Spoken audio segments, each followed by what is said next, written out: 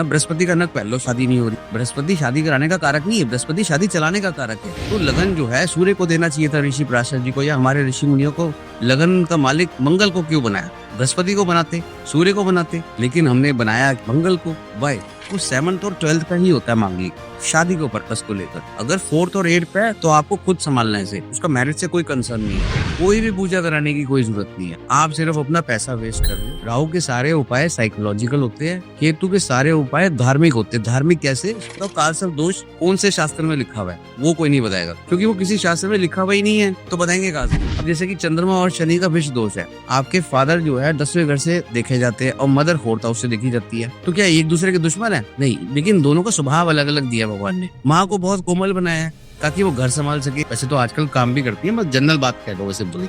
और पिताजी को बहुत सख्त बनाया है, क्योंकि किसी भी तरीके का जॉब करना, कर्म करना और घर में पैसे लेकर आना बहुत मुश्किल है। इसके लिए आपको सख्त बनना ही पड़ेगा। पीपल के पेड़ पे आप दीपक जलाओ, तो आप बृहस्पति का उपाय करो, शनि का उपाय नहीं कर रहे हो आप। इससे होगा क्या? बृहस्पति से पॉजिटिविटी मिलेगी, मंगल से हिम्मत मिलेगी, तो शनि कटेगा। आप बिलीव नहीं करोगे, शनि का कोई उपाय ही नहीं है। शनि का सिर्फ एक उपाय है कि आपका मकान नहीं बन रहा, आपको कह रहा है कोई पित्त दोष है, आप गाड़ी नहीं ले पा रहे, पित्त दोष है, नौकरी नहीं मिल रही, पित्त दोष है। नहीं नहीं नहीं, सिर्फ लाइफ साइकिल की प्रॉब्लम्स। 159। जब मेरी मम्मी मेरा बुरा नहीं चाहती, मेरी दादी मेरे पापा का बुरा नहीं चाहती, मैं अपने बच्चों का बुरा नहीं चाहता, तो पित्त कोई खराब हो सकते हैं? मेरे एक दिन दोस्त पूछते हैं एयरलाइन चलती क्यों नहीं है? मैं भाई काम ही 12वें घर का मेरे भाई, हवा में प्लेन उड़ रहा है, ये काम ही 12वें घर का। आप ध्यान से देखो, 10 एयरलाइंस होगी ना, 9 घाटे में होंगी। 10th हाउस जो है ना सबसे डिफिकल्ट हाउस है। क्यों? क्योंकि यहाँ स्ट्रेस बहुत है। यही स्ट्रेस हमें जीवन भर चलता है कि हमारा काम व्यापार ना बढ़ जाए। बस जिसका चल भी रहा होता है ना, वो भी ये कहता है कि बना रहे और बढ़ जाए।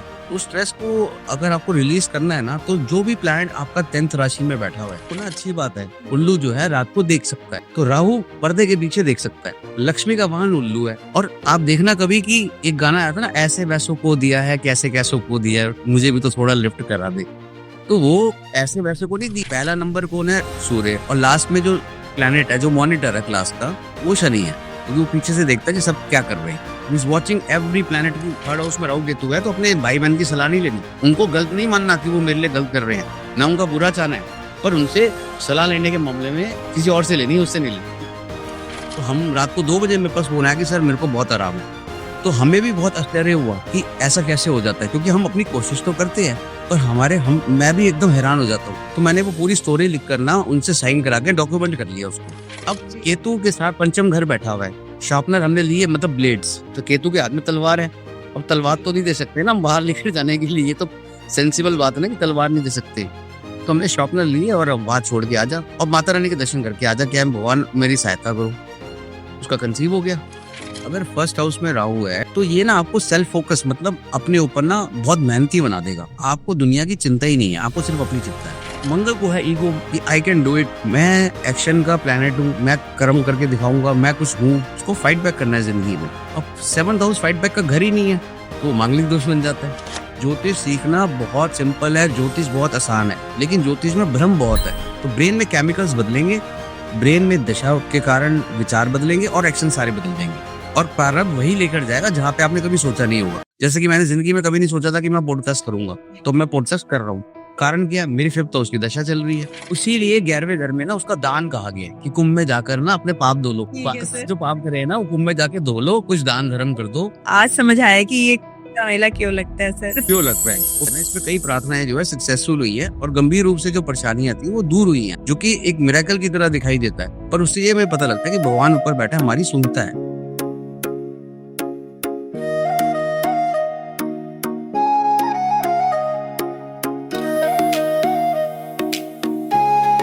दोस्तों किसी ने कितना सुंदर कहा है कि फैसला जो कुछ भी हो मंजूर होना चाहिए, इश्क हो या जंग भरपूर होना चाहिए।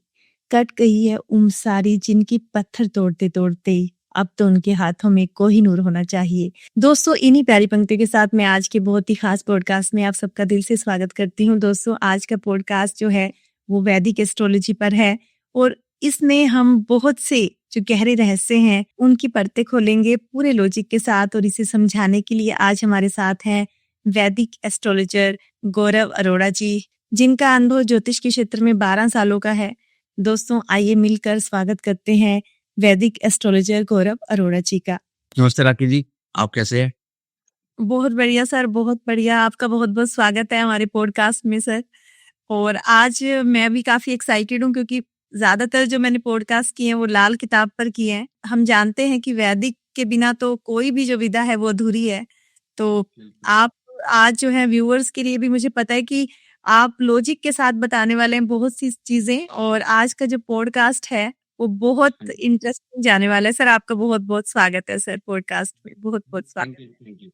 थैंक यू, बिल्कुल।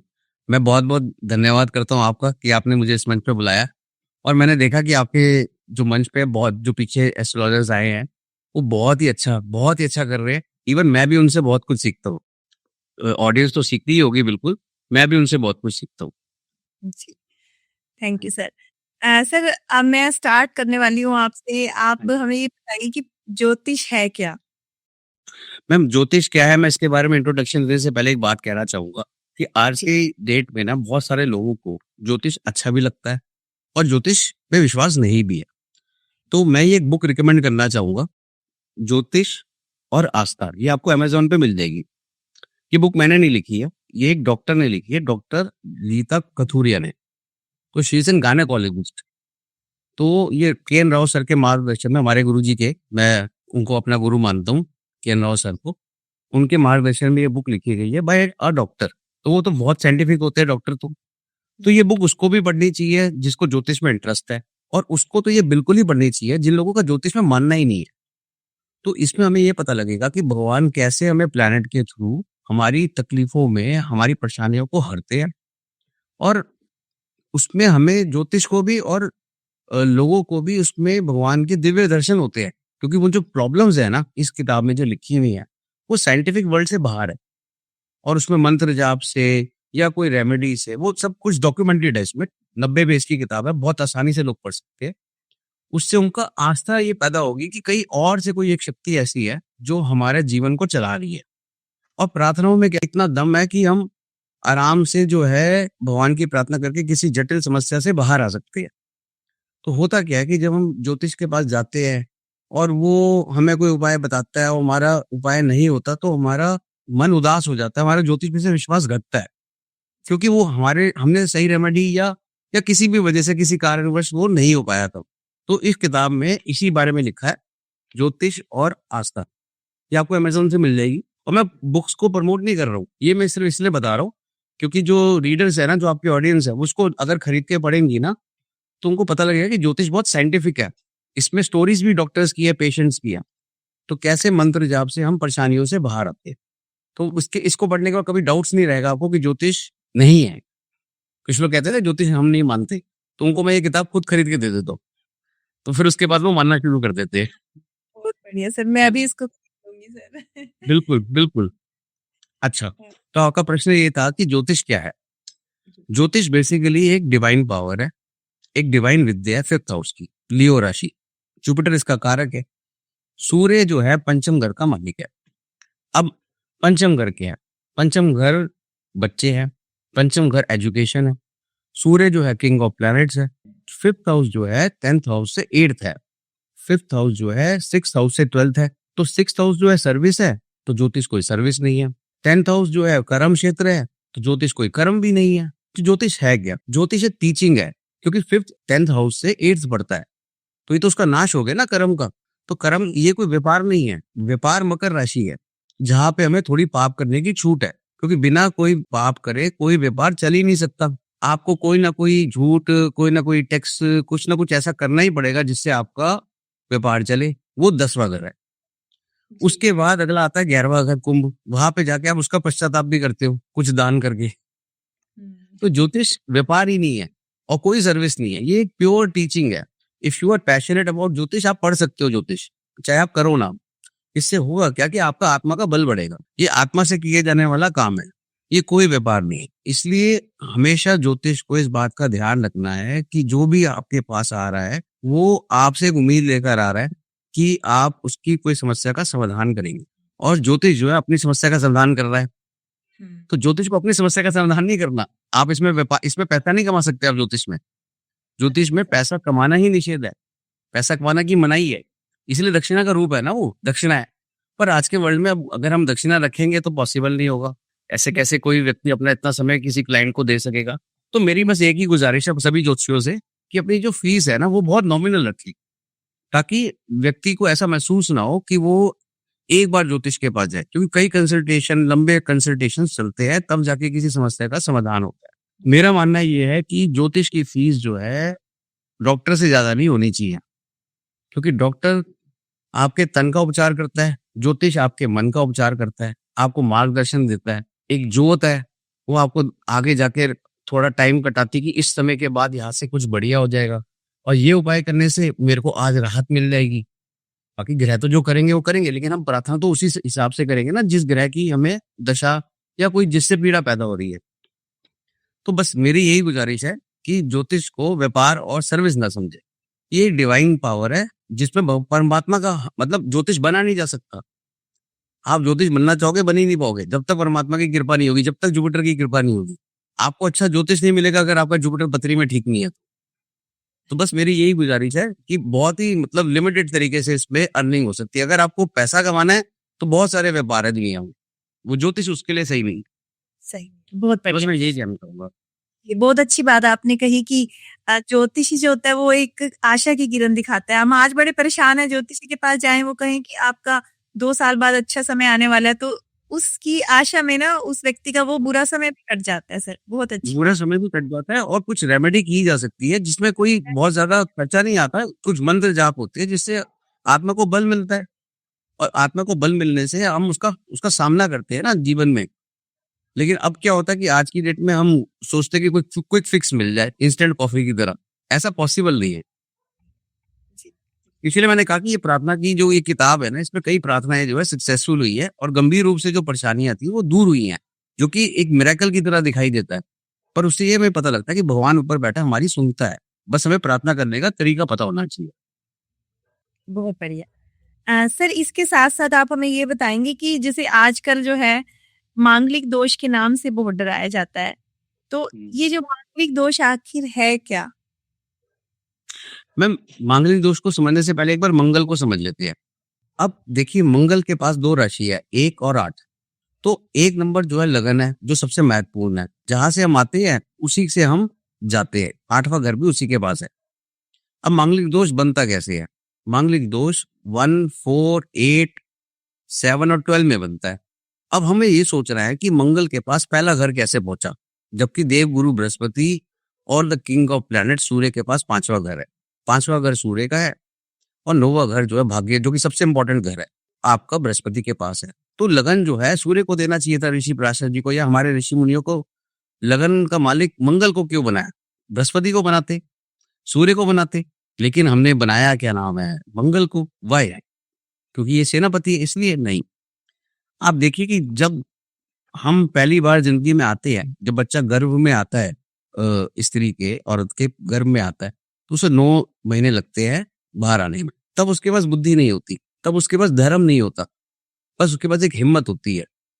जो वो हिम्मत करता है ना पहली बार कि मुझे इस नर्क से बाहर आना है, इस नर्क से बाहर आना है, अंदर बच्चा परेशान हो रहा होता है, तो वो जो बाहर आता है ना, वो जो पहली हिम्मत होती है, वो हिम्मत हमारी सारी जिंदगी भर हमारे साथ रहती है।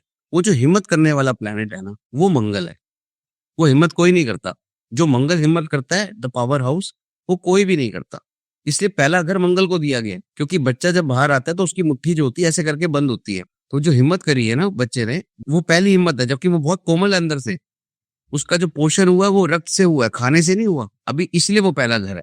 तो इसलिए जो मंगल है ना, वो एक बहुत ही विस्फोटक एनर्जी के साथ सारी जीवन भर हमारी मतलब तकलीफ आती रहेगी जीवन में, कोई ना कोई दशा की। पर अगर हमारा मंगल मजबूत है ना, तो हम उसका सामना करेंगे। लड़ाई झगड़े हो, कोर्ट कचहरी हो, परेशानी हो, इसलिए मंगल एक बहुत ही महत्वपूर्ण प्लेनेट बन जाता है, जो लड़ने का साहस देता है। जी, मंगल के पास इतनी एनर्जी है। पहले घर में मंगल का मांगलिक दोष मैं लेता ही नहीं हूँ कुंडली में। ये एक अच्छा योग है, ये कोई बुरा योग नहीं है, अगर अफ्लिक्शन नहीं हो तो। अब उसको शनि देखता हो, शनि बैठा, वो एक अलग अलग बात है। लगन में मंगल बैठना आदमी को हिम्मती बनाता है। 4th हाउस में मंगलिक क्यों लिखा हुआ है? 4th हाउस में कर्क राशि पड़ती है। कर्क राशि बहुत ही कोमल राशि है। उसके ठीक सामने एक राशि है मकर की, ठीक है, जहां पे हम बिजनेस करते हैं। तो जब पुराने जमाने में पापा आ जाते थे ना घर पे, तो सब लोग बच्चे अंदर घबरा के भाग जाते थे, क्योंकि वो 10th हाउस है ना, फादर आ गए, फादर से डर लगता है। वहां मंगल उच्च हो जाता है, तो अगर आपको अपना पराक्रम दिखाना है तो व्यापार में दिखाए।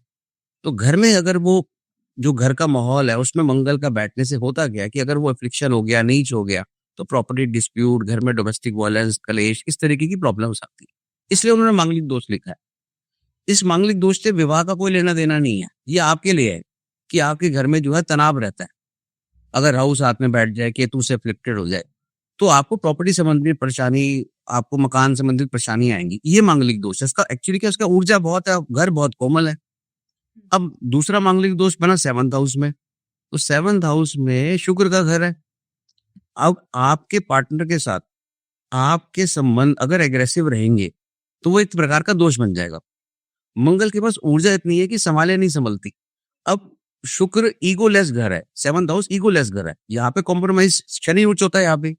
अब शनि उच्च इसलिए होता है कि आपको झुकना सिखाता है शनि, आपका घमंड तोड़ देता है। तो जब भी आप अपना ईगो छोड़ देंगे ना तो मैरिज लाइफ कंफर्टेबल हो जाएगी। किसी के सप्तम में शनि हो और वो कह रहा हो कि मेरे को मैरिज चलाने में दिक्कत हो रही है, तो ईगो छोड़ दे भाई। ये क्या है, सारी गलती मेरी है। अगर उसने ये कह दिया ना सारी गलती मेरी है और उधर वाले पार्टनर ने कह दिया सारी गलती मेरी है, तो मामला बिल्कुल ठीक हो जाएगा। वो शनि वहां से गायब हो जाएगा। तो शनि क्या करता है, ईगो को तोड़ता है। तो वो ईगोलेस घर है। मंगल को है ईगो कि आई कैन डू इट, मैं एक्शन का प्लैनेट हूँ, मैं कर्म करके दिखाऊंगा, मैं कुछ हूँ। क्योंकि इसको फाइट बैक करना है ना, इसको फाइट बैक करना है जिंदगी में। अब 7th हाउस फाइट बैक का घर ही नहीं है, तो वो मांगलिक दोष बन जाता है। 8th हाउस में आ गए, ये भी मैरिज से रिलेटेड कोई मांगलिक दोष नहीं है। 8th हाउस स्वयं मंगल की स्कॉर्पियो राशि है। स्कॉर्पियो के अंदर जमीन के नीचे जो है ना की ऊर्जा है स्कॉर्पियो में, जहां पे ऑक्सीजन नहीं होती।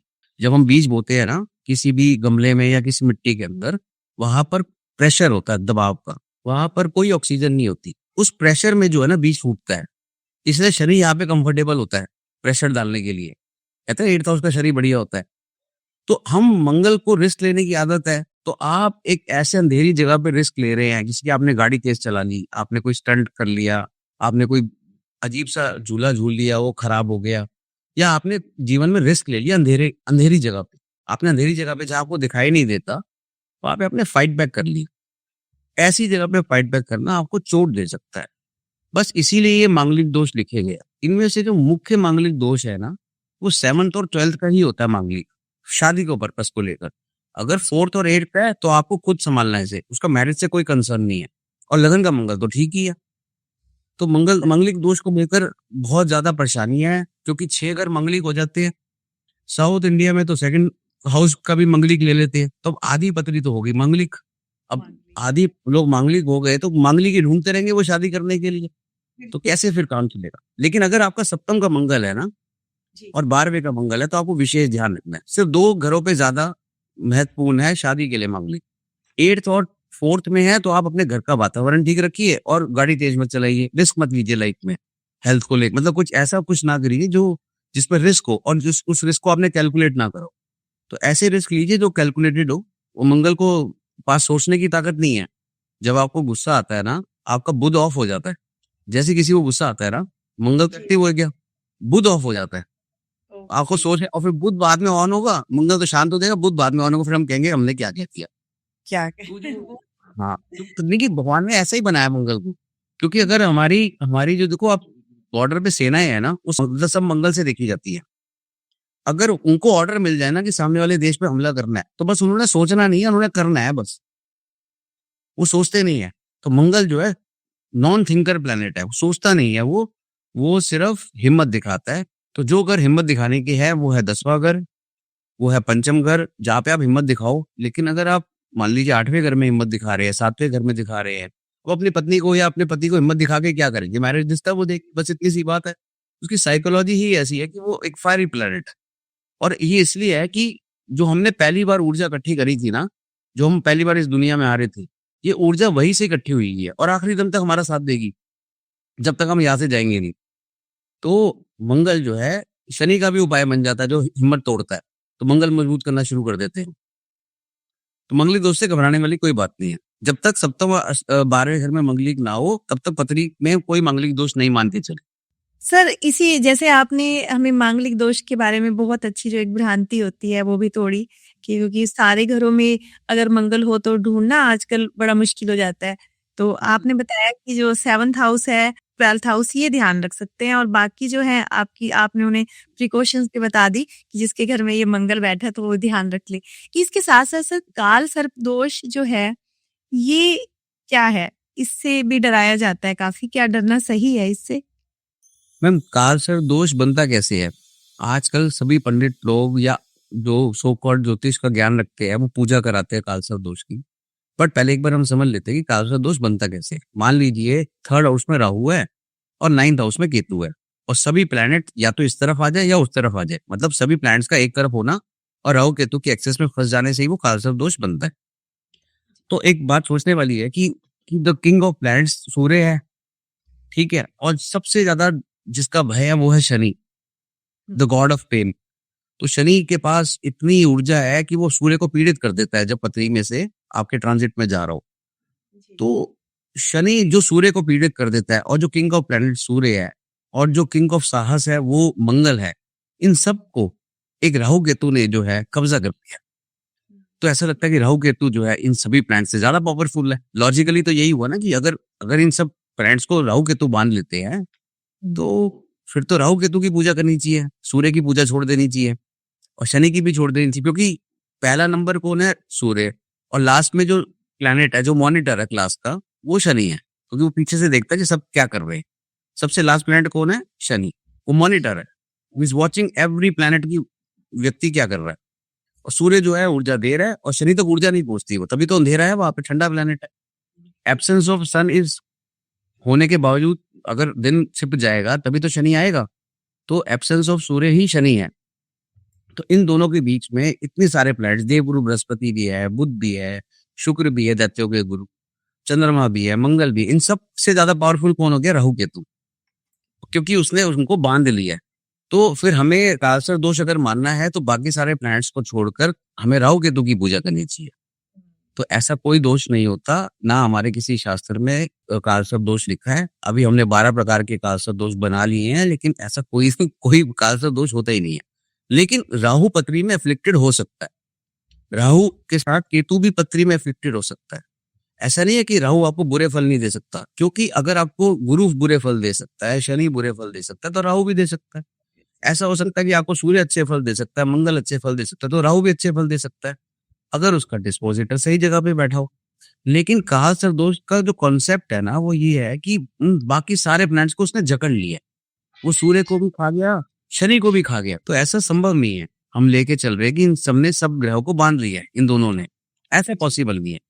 तो आप ग्रहण मत देखो, आप विषदोष मत देखो, आप दोष मत देखो, आप ये देखो कि ग्रह मेरे जीवन में क्या कर रहा है, उसका तो सॉल्यूशन हो सकता है। लेकिन अगर आपके मन में दोष बैठ गया ना, अब मान लीजिए शनि और चंद्रमा बैठे 8वें घर में, ठीक है, चंद्रमा यहाँ नीचे है, 8 नंबर की राशि है, बहुत बुरा योग हो गया, और डॉक्टर है व्यक्ति, तो उसको सर्जरी करता है वो, तो उसका चंद्रमा नीच होना कोई बुरा तो ना है, उसका मन जो है बहुत सख्त होना जरूरी है सर्जरी करने के लिए।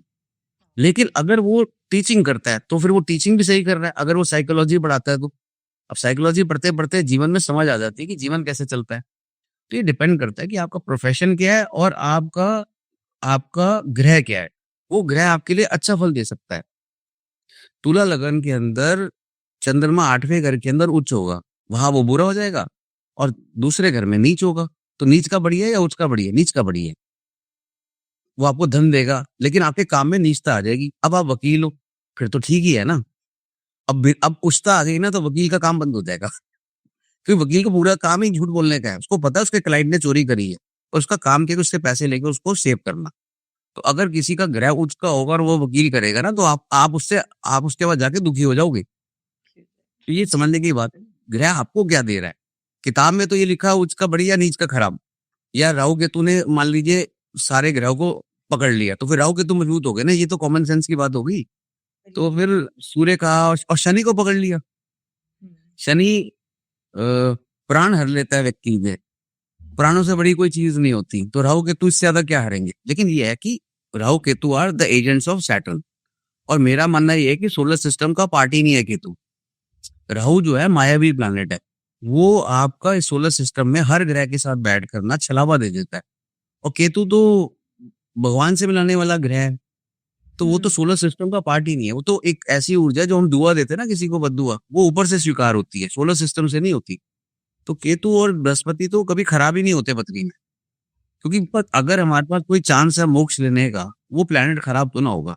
हाँ, ये जरूर है कि हमारा मन हो पैसे भोगने का, हमारा मन हो बड़ा घर होने का, और वो हमसे हमें वो कहे कि मैं दूंगा नहीं, क्योंकि डिटैचमेंट देगा वो, तो हमें वो हमारे लिए वो तकलीफ है, वो एक अलग इशू है। तो राहु केतु से कोई भी कालसर्प दोष से डरने की कोई जरूरत नहीं है, कोई भी पूजा कराने की कोई जरूरत नहीं है। आप सिर्फ अपना पैसा वेस्ट कर रहे हो।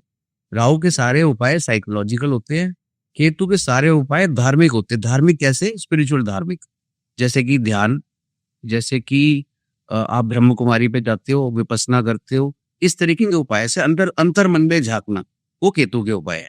और राहु के सारे उपाय साइकोलॉजिकल होते हैं कि आपको क्या समझना है, आपको समझ कुछ और आ रहा है, दिख कुछ और है, आप कंफ्यूजन में जा रहे हो, तो उस चीज को सॉल्व करना होता है राहु के लिए। तो कालसर्प दोष की पूजा कराने से आप, इससे तो अच्छा है कि आप कॉग्निटिव बिहेवियर थेरेपी ले लो, ताकि आपका माइंड क्लियर हो जाए। तो डॉक्टर ज्यादा जरूरी है राहु के लिए, बजाय कालसर्प दोष की पूजा करने के। जी जी सर, मतलब कालसर्प दोष से डरे ना, आप यही कह रहे हैं? कालसर्प दोष होता ही नहीं है, नहीं, कालसर्प दोष से बिल्कुल डरे, लेकिन कालसर्प दोष होना तो चाहिए ना पहले। कालसर्प दोष का कॉन्सेप्ट ये है कि वो सारे ग्रहों को, निचोड़ ये है इस बात का कि सारे ग्रहों को मतलब अपनी गिरफ्त में ले लेता है। तो फिर वो शनि को भी ले लेगा, बृहस्पति को भी ले लेगा, तो फिर राहु केतु ज्यादा पावरफुल हो गए ना ग्रह से, तो जो दिखाई भी नहीं देते।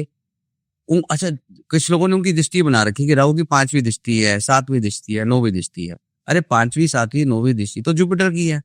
तो जुपिटर तो इतना कल्याणकारी ग्रह है, उसको भगवान ने 3 दृष्टियां दी, 5 7 9। तो ये राहु केतु राक्षस को भी 3 दृष्टियां दे दी। फिर कहते हैं धुआं है। अरे तो धुएं में तो जब दिखाई नहीं देता तो फिर दृष्टि कैसे होगी?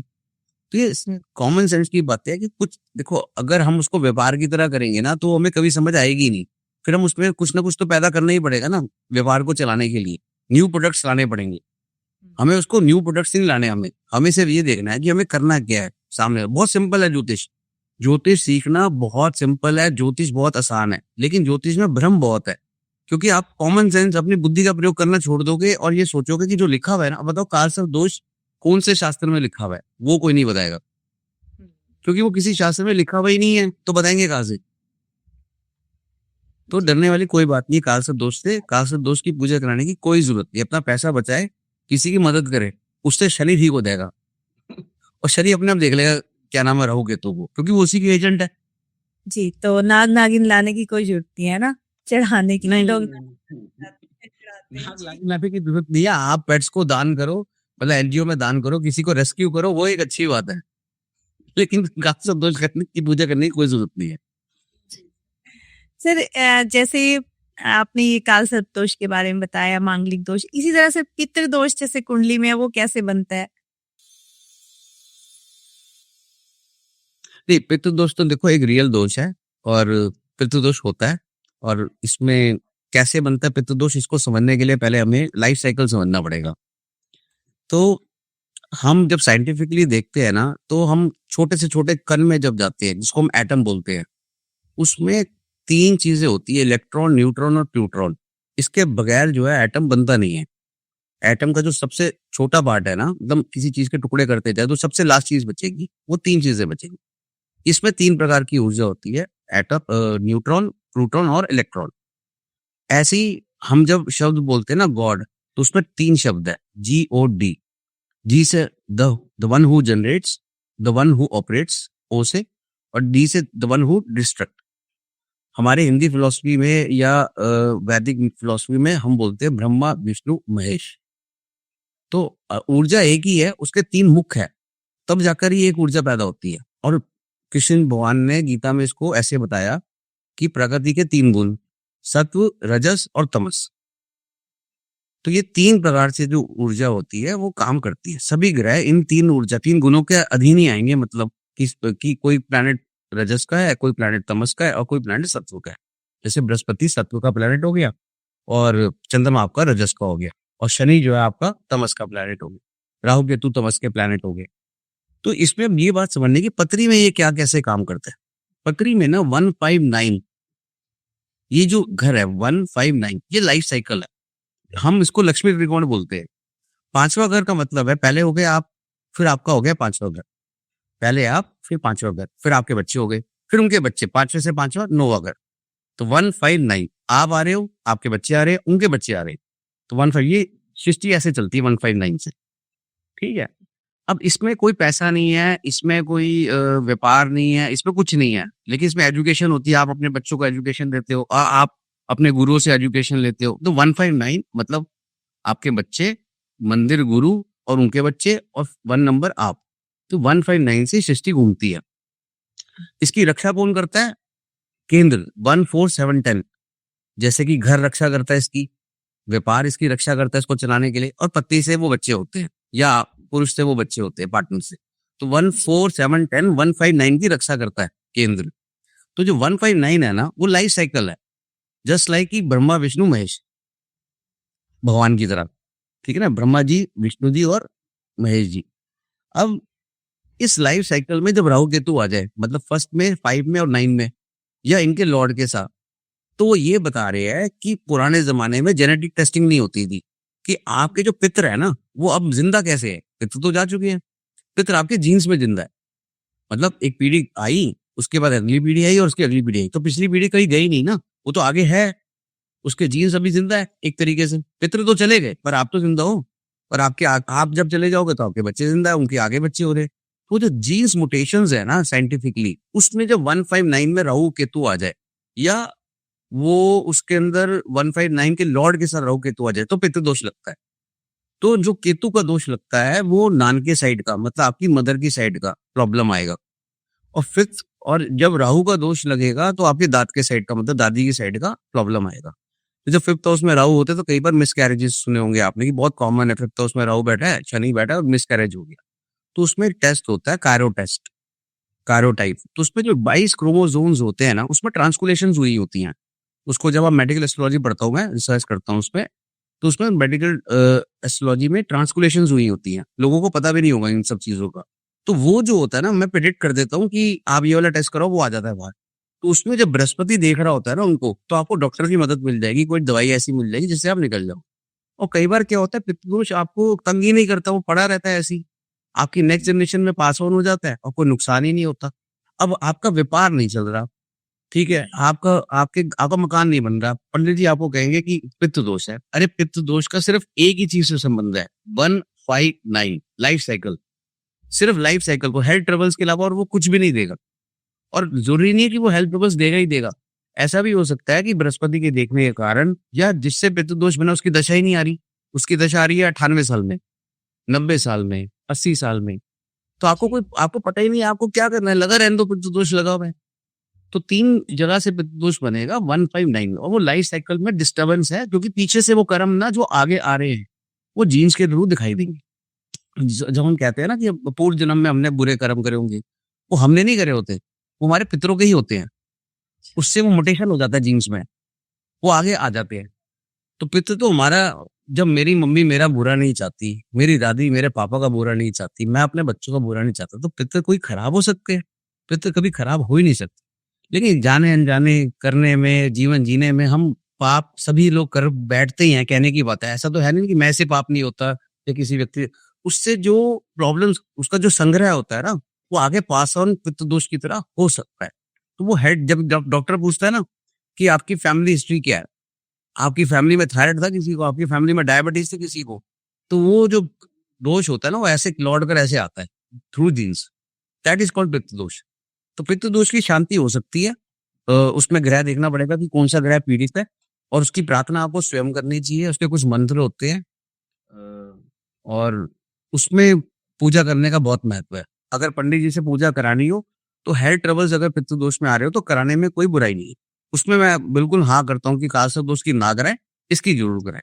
लेकिन ये व्यापार के लिए अगर आपको कोई बोल रहा है कि मेरा, आपका मकान नहीं बन रहा, आपको कह रहा है कोई पितृ दोष है, आप गाड़ी नहीं ले पा रहे, पितृ दोष है, नौकरी नहीं मिल रही, पितृ दोष है, नहीं नहीं नहीं नहीं, सिर्फ लाइफ साइकिल की प्रॉब्लम्स 159, सिर्फ लाइफ साइकिल्स की प्रॉब्लम्स के अंदर ही पितृ दोष, क्योंकि वो बनता ही 159 से है, इसके अलावा तो और भी बनता नहीं। अब 7th हाउस में राहु है, पितृ दोष तो ना है, पर पंचम के स्वामी के साथ, मतलब बच्चों के स्वामी के साथ, 9th मतलब आने वाले बच्चों के स्वामी के साथ, लगन मतलब आपके साथ, अगर ऐसा कुछ सिम्टम आ रहा है जो कि पीछे से चला आ रहा है, उसको पितृ दोष कहते हैं। तो पितृ दोष के ऊपर लिखा तो बहुत कुछ सही गया है, लेकिन हम उसको हर जगह लगाने लग गए। जैसे कि मान लीजिए विवाह नहीं हो रहा, तो आप कह रहे पितृ दोष, अब लोगों ने क्या करा है कि अब लोग कहते हैं कि आप जो है ना बृहस्पति का नख पहन लो, शादी नहीं हो रही। तो बृहस्पति शादी कराने का कारक तो ना है। बृहस्पति शादी कराने का कारक नहीं है, बृहस्पति शादी चलाने का कारक है। मैरिज जो है 7th हाउस से होती है। 7th हाउस शुक्र का है। वहां पे राहु बैठता है, खुश हो जाता है। तो जब आपकी मैरिज होगी ना, आपकी आंखें बंद हो जाएंगी, वो आंखें खुलेंगी मैरिज के बाद। हर व्यक्ति मैरिज होने के बाद वो कहता है तेरे से बढ़िया मिल सकता था मेरे को। मेरे को इससे पहले बहुत बढ़िया रिश्ते आते थे। उस टाइम मेरे को वही ठीक लग रहा होता है। उसका कारण ये है कि आंखें बंद हो जाती है, कि शुक्र की एक आंख है, दो आंख ही नहीं है शुक्र की। तो जो हमारी डिजायर्स होती है ना, उनकी एक ही आंख होती है। हम अपनी डिजायर्स के पीछे इतना जबरदस्त तरीके से भागते हैं कि हमारा एक पैशन बन जाता है, वो उसमें एक ही आंख होती है, दैट इज कॉल्ड शुक्र। तो जब हमें किसी से व्यक्ति से शादी करनी होगी ना, तो हमारा दिमाग हो जाएगा बिल्कुल बंद, और हमने उसी से करनी है। वो शादी होने के बाद ही भूलेगा। तो मैरिज मैरिज में शुक्र और राहु का रोल है। बृहस्पति का मैरिज चलाने में रोल है कि आप कितना ज्ञान और कितना समझदारी से मैरिज को चलाते हो। हाँ, फिर मतलब आप ये सोच रहे हो ना कि मैं बृहस्पति का उपाय करके मैरिज हो जाएगी। आप आपको देखना पड़ेगा कि 7th हाउस कैसे आपके साथ आपको डिले दे रहा है, तो उसका उपाय करना बहुत जरूरी है। तो मेरा मानना ये है कि पितृ दोष तो होता है, पर 159 साइकिल में हेल्थ ट्रबल्स को दर्शाता है वो। तो सिर्फ हेल्थ ट्रबल के लिए उसका सहारा लिया जाए। जी सर, अगर ज्यादा प्रॉब्लम्स है तो ही पितृदोष का निवारण के सर, जैसे आप कहा कि कुछ हमारे जैसे व्यूअर्स हैं, वो जैसे आपने कहा कि पहले के स्वामी के साथ, 5वें के स्वामी के साथ, तो थोड़ा सा जैसे हम बता सकते हैं कि पहले में मान लीजिए कि मेष राशि है, थोड़ा सा ऐसे कनेक्ट हो पाएंगे क्योंकि सभी व्यूअर्स को पूरा मान लीजिए पहले 1 नंबर लगन से लेते हैं, मंगल पहले का मालिक है। अब वो 8वें घर में चला गया। 8वें घर में मंगल बैठ गया और साथ में राहु बैठ गया। चलो मैं आपको एक केस सुना देता हूँ। मेरे पास एक जज साहब की लड़की आती है, इंदौर के जज साहब है, और वैसे कंसल्टेशन लेती है, और वो किसी एस्ट्रो मतलब साइट पर टैरो कार्ड रीडर भी है। तो 3 नंबर लगन, 3 नंबर लगन है। 3 नंबर का मतलब हो गया जेमिनी, और छठे घर का मालिक जो है और लग्नेश, लगन का मालिक हो गया बुध, और छठे घर का मालिक हो गया मंगल। वो 8वें घर में चला गया, साथ में राहु है और शुक्र भी है। तो 4 प्लैनेट 8वें घर में चले गए। तो मैंने उनको पूछा कि आपको समस्या क्या है, ये तो बताओ। वो यूपीएससी का एग्जाम क्लियर कर रही है, वो क्लियर नहीं हो रहा। मैं कहा ये समस्या नहीं है, इसके लिए आप पत्र ही मत दिखाओ यूपीएससी का एग्जाम क्लियर नहीं हो रहा, क्योंकि यूपीएससी का एग्जाम 1% लोगों का क्लियर होना है। तो 100 लोग अगर पेपर देंगे, 1000 लोग पेपर देंगे, तो एक बंदे का क्लियर होगा। तो ये तो एक स्ट्रगल है ही लाइफ का, कि आप 1000 में से एक चुना जाएगा तो 999 खाली बैठेंगे। इसके लिए पत्र ही मत दिखाओ, मेहनत करो या फिर गिव अप करो, कोई और काम करो, सीधी सी बात है। तो उन्होंने कहा उनको आईटीपी की समस्या थी, ठीक है, जिसमें खून पतला हो जाता है, प्लेटलेट्स गिर जाते हैं। तो उसमें 8वां घर में छठे घर का स्वामी है मंगल, वो और राहु से पीड़ित है, और साथ में बुध लग्नेश बैठा हुआ है। तो ये पितृदोष भी बन गया, छठे के स्वामी की पोजीशन भी गलत होगी। तो हमने उसको क्या कहा कि खून पतला हो रहा है, तो वो स्टेरॉइड्स ले रहे हैं, ठीक है। और हमने उनको कहा कि आप एक ऐसा मंदिर ढूंढो जो जमीन के नीचे हो, ठीक है, जमीन के नीचे हो, बेसमेंट में हो, कोई गुफा में हो, बेसमेंट में हो। हनुमान जी का मिल जाए तो बहुत बढ़िया है, क्योंकि वो फिर 8वें घर मतलब मंगल का घर हो गया। और देवी माता का मिल जाए तो वो भी बढ़िया। और आप वहां पर एक बार 8 जो है बेसन के लड्डू और साथ में बूंदी के लड्डू ये चढ़ा कर आओ, और वहां पर अपनी नाक होती ना, नाक वो रगड़ लो और माफी मांग लो भगवान से, क्योंकि मंगल यहाँ उच्च हो रहा है। छठे का स्वामी जो है 8वें में जाके उच्च हो रहा है। अब कहने को मंगल उच्च का है और यूपीएससी क्लियर नहीं हो रहा, लेकिन खून की समस्या हो रही है। खून की समस्या इतनी दिक्कत वाली हो रही है कि मतलब लाइफ थ्रेटनिंग भी हो सकती है। तो वहां पर उन्होंने इतनी अपनी माफी मांगी और भूमिपुत्र मंगल से माफी मांग ली, और उनकी बीमारी दूर हो गई। तो हमें भी बहुत आश्चर्य हुआ कि ऐसा कैसे हो जाता है, क्योंकि हम अपनी कोशिश तो करते हैं, पर मैं भी एकदम हैरान हो जाता हूँ। तो मैंने वो पूरी स्टोरी लिख कर ना उनसे साइन करा के डॉक्यूमेंट कर लिया उसको, कि कभी आपको मतलब अगर ये बुक पे पब्लिश होगा कभी, तो आपको फोन करके एक बार आपसे डॉक्यूमेंटेड होना चाहिए ना कि हम सही कह रहे हैं, क्योंकि ये तो आप ही मानोगे कि आप ही बता सकते हो सही कह रहे हो, हमारे कहने से तो कोई मानेगा नहीं। तो हम रात को 2 बजे मेरे पास फोन आया कि सर मेरे को बहुत आराम है। तो मैं बहुत हैरान हुआ इस बात से कि हम कभी कभार ट्रायल करते हैं, कुछ चीजें नहीं करके देखते हैं और वो काम कर जाती है, और हम हैरान हो जाते हैं कि भगवान हमारे को भी कुछ सिखा जाता है। तो हमें बहुत नीवे रहकर ही ज्योतिष करनी है, और धीरे धीरे ज्योतिष को सीखना है, और पैशन होना चाहिए ज्योतिष में। सबसे इम्पोर्टेंट ये है, अगर आत्मा स्वच्छ नहीं है, अगर देखो मैं किसी का भला चाहूं तो किसी का भला नहीं हो सकता जब तक भगवान ना चाहे, पर कम से कम मैं तो चाहूं, ये बहुत इंपॉर्टेंट है। तो इसमें पित्त दोष लगा हुआ था। अब इसमें हमने पित्त दोष की पूजा नहीं कराई, हमने सिंपल एक रेमेडी ये करी कि हमें इतना पता लग गया कि मंगल का ही ट्रबल है, तो हमने 8वें करके मंगल को सॉल्व करने की कोशिश करी, वो हो गया। कभी कभार हम सॉल्व करने की कोशिश करते नहीं भी होता, ऐसा भी होता है। तो लॉजिकल थिंकिंग के साथ ज्योतिष में आगे बढ़ेंगे।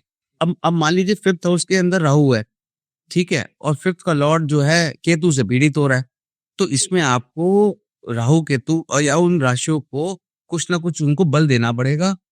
कुछ इसमें मेडिकल हिस्ट्री भी आ जाएगी कि आपके जीन्स के अंदर या आपको मतलब मिसकैरेज क्यों हो रहा है, ट्रांसपोर्टेशन किस लेवल की है, उसमें आपका अगर बृहस्पति देख रहा है ना, तो ये प्रॉब्लम वैसे ही सॉल्व हो जाएगी बिना उपाय करे। क्योंकि जब भी गोचर के अंदर या अंतर्दशा में बृहस्पति मिल जाएगा, तो आपको पता लगेगा। जैसे हम कहते हैं ना कई बार कि 10 साल बाद बच्चा हुआ, 11 साल बाद बच्चा हुआ, तो वो क्यों होता है? प्रॉब्लम कुछ भी नहीं होती, पर 11 साल बाद बच्चा हो जाता है, क्योंकि वो उस टाइम तक वो दशा आने में टाइम लग जाता है कि अंदर में आके बृहस्पति उसको देखे, तब तक वो इधर मतलब इधर घूमता है, उधर घूमता है, हर डॉक्टर के पास जाता है, और हर डॉक्टर के पास जाने का डॉक्टर कहता है कोई प्रॉब्लम ही नहीं है, 2-4-5 लाख खर्च हो जाते हैं, और फिर पता लगता है 10 साल के बाद 2 बच्चे हो गए एक की बजाय। तो ऐसे हम कहते हैं ना कि हम मंदिर गए थे, तेरे को वहां से मांगा था, वो बातें सच है, अच्छा सर। वो बातें सच है, बिल्कुल। जम्मू एंड कश्मीर का मेरे पास एक व्यक्ति आता है, उसके 5th हाउस का मालिक 12th हाउस में है, और केतु साथ बैठा हुआ है, ये पितृ दोष लग गया। तो मैंने उसको कहा कि क्या प्रॉब्लम है? कह रहे 6 साल हो गए शादी में बच्चा नहीं हुआ। वो रहता जम्मू कश्मीर में है और ऊपर माता के मंदिर में कभी गया ही नहीं। तो मैं कहा भाई एक काम कर, तेरी रिपोर्ट में क्या गड़बड़ है? वो कहता है रिपोर्ट सर बिल्कुल ठीक है। तो मैं कहा डॉक्टर से इलाज करा लो। कहता है डॉक्टर इलाज क्या करेगा? जब ठीक ही है तो डॉक्टर कहता है मैं मेरे को राइट ही नहीं है कोई इलाज करने का, इलाज क्या करूंगा? कोई प्रॉब्लम होगी तो इलाज करूंगा। तो मैं कहा एक काम कर, तू 10 शार्पनर ले ले, शार्पनर शार्पनर होते ना, शार्पनर, जी ठीक है, वो शार्पनर लेकर ना ऊपर माता रानी के दर्शन करने चला था, ठीक है, और शार्पनर जो है ना गुफा में छोड़ दियो और घर आ जाइयो, ठीक है। अब जी। केतु के साथ पंचम घर बैठा हुआ है, शार्पनर हमने लिए मतलब ब्लेड्स। अब हम जी तलवार, तो केतु के हाथ में तलवार है, अब तलवार जी। तो नहीं दे सकते ना हम बाहर लेकर जाने के लिए, ये तो सेंसिबल बात है ना कि तलवार नहीं दे सकते। तो हमने शार्पनर लिए और अब वहां छोड़ के आजा और माता रानी के दर्शन करके आजा, क्या भगवान मेरी सहायता करो। उसका कंसीव हो गया। क्या बात। अब ये मजाक लगती है बात, मुझे खुद को लगती है मजाक कि शॉप में अब मेरे को ब्लेड्स का दान कराना है केतु के लिए। ब्लेड्स मतलब तलवार, कैंची, सर्जिकल ब्लेड्स, क्योंकि केतु क्या है, अंधाधुंध काटता है। आप बिना सोचे समझे, आप तो है नहीं, सर है नहीं, हाथ में तलवार है। आप सिंबल देखो ना, हाथ में तलवार है और सर है नहीं। तो ऐसा व्यक्ति कितना खतरनाक हो गया कि एक तो देख नहीं पा रहा, ऊपर से हाथ कहीं टच करेगा तो वही काट देगा। तो हमने शार्पनर का दान करा दिया। अब शार्पनर दे सकते थे, वहां को तलवार लेके जाए तो पुलिस ही पकड़ लेगी हमें। देना तो हम तलवार ही चाहते हैं, लेकिन हम दे नहीं सकते ना वहां। हमने अब वो जहाँ बैठा था, जो नंबर राशि थी मेरे को ध्यान नहीं है, शायद शुक्र वाली राशि थी, तो बृहस्पति सा केतु बैठा हुआ था, बहुत ही स्पिरिचुअल हो रहा था वो। तो होता क्या कि वो इंटीमेसी होने के बावजूद भी क्या मतलब मिस कैरेज की कहानी नहीं थी, कंसीव ही नहीं हो पा रहा था। तो हमने सिर्फ शार्पनर का दान कराया और वो इतना खुश है ना, आप पूछो मत। जी, बिल्कुल, खुशी की बात है। सर ऐसे ही जैसे अब आप मैं आपको सच बात बताऊं, ये मेरी बातें भी मेरे को भी अजीब लगती है सुनने में। अपने घर वालों को मैं कभी बताता हूँ ऐसा हुआ, तो कोई कहता है ऐसे तो ना होता है, लेकिन जब हमारे सामने हो जाता है ना, तो हम फिर डिनाई भी नहीं कर सकते उसको। और ये कई चीजें इसमें ट्रायल होती हैं जो मुझे भी नहीं पता होता कि ऐसा रिजल्ट देंगी, लेकिन मैं ट्रायल करता हूँ, कोशिश करता हूँ कि जी, शायद आपका सब भला हो जाए। सर मेरा वैसे देखो मेरा पर्सनली भी ये मानना है कि ज्योतिष जो है ना सिर्फ़ इस जन्म की यात्रा नहीं है आपकी। ये पता नहीं आज जो है आपकी आत्मा कितने समय से ही कर रही है और ईश्वर ना उन लोगों का थोड़ा ज़्यादा साथ भी देता है जिनकी जो निस्वार्थ दूसरों की सेवा करना चाहते हैं, हेल्प करना चाहते हैं। तो कहीं न कहीं वो यूनिवर्स ही आपके साथ कनेक्ट होता है सर। मैम मेरा तो 27 नंबर है, मेरा तो नंबर ही 27 है, 9 नंबर है न्यूमरोलॉजी में।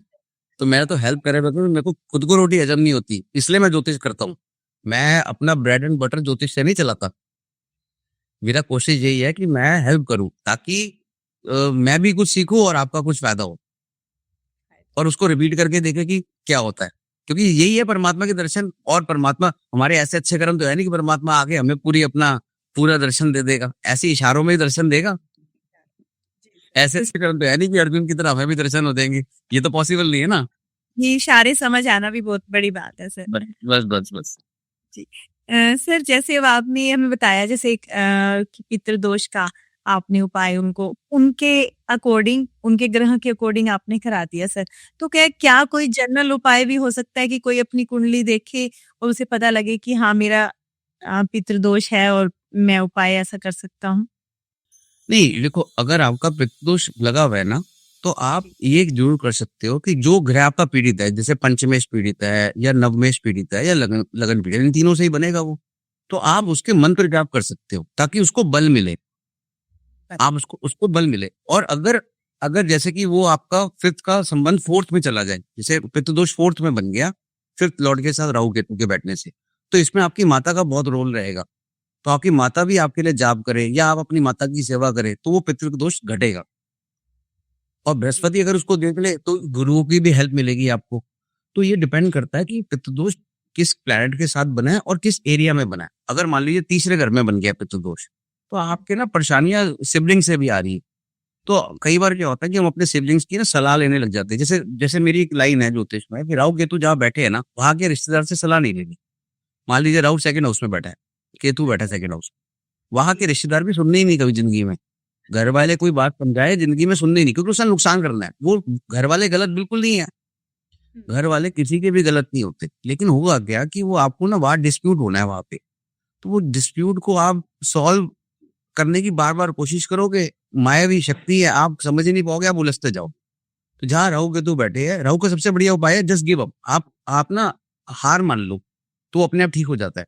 लेकिन वो इतने भयंकर विचार देता है ना दिमाग में, आदमी कहता है मैं ये पहले सुलझा के छोड़ूंगा। अब वो सुलझाते सुलझाते ना उसमें वो इवॉल्व हो जाता है। फिर अल्टीमेटली क्या होता है, नुकसान हो गया। केतु क्या करता है, आपको देखने नहीं देता वहां पे कौन क्या कर रहा है। अब 10वें घर में केतु है, आपको पता ही नहीं लग रहा आपकी फैक्ट्री में हो क्या रहा है। ठीक है, फैक्ट्री में लेबर उठा उठा के माल बेचे जा रही है, आपका ध्यान ही नहीं है। मैनेजर फैक्ट्री को खा रहा है, आपको पता ही नहीं है। आप कहते हो सब ठीक है यार, भगवान की कृपा है। अब वो तो ठीक है, भगवान की कृपा सभी के ऊपर है, पर फैक्ट्री भी तो देखनी है ना।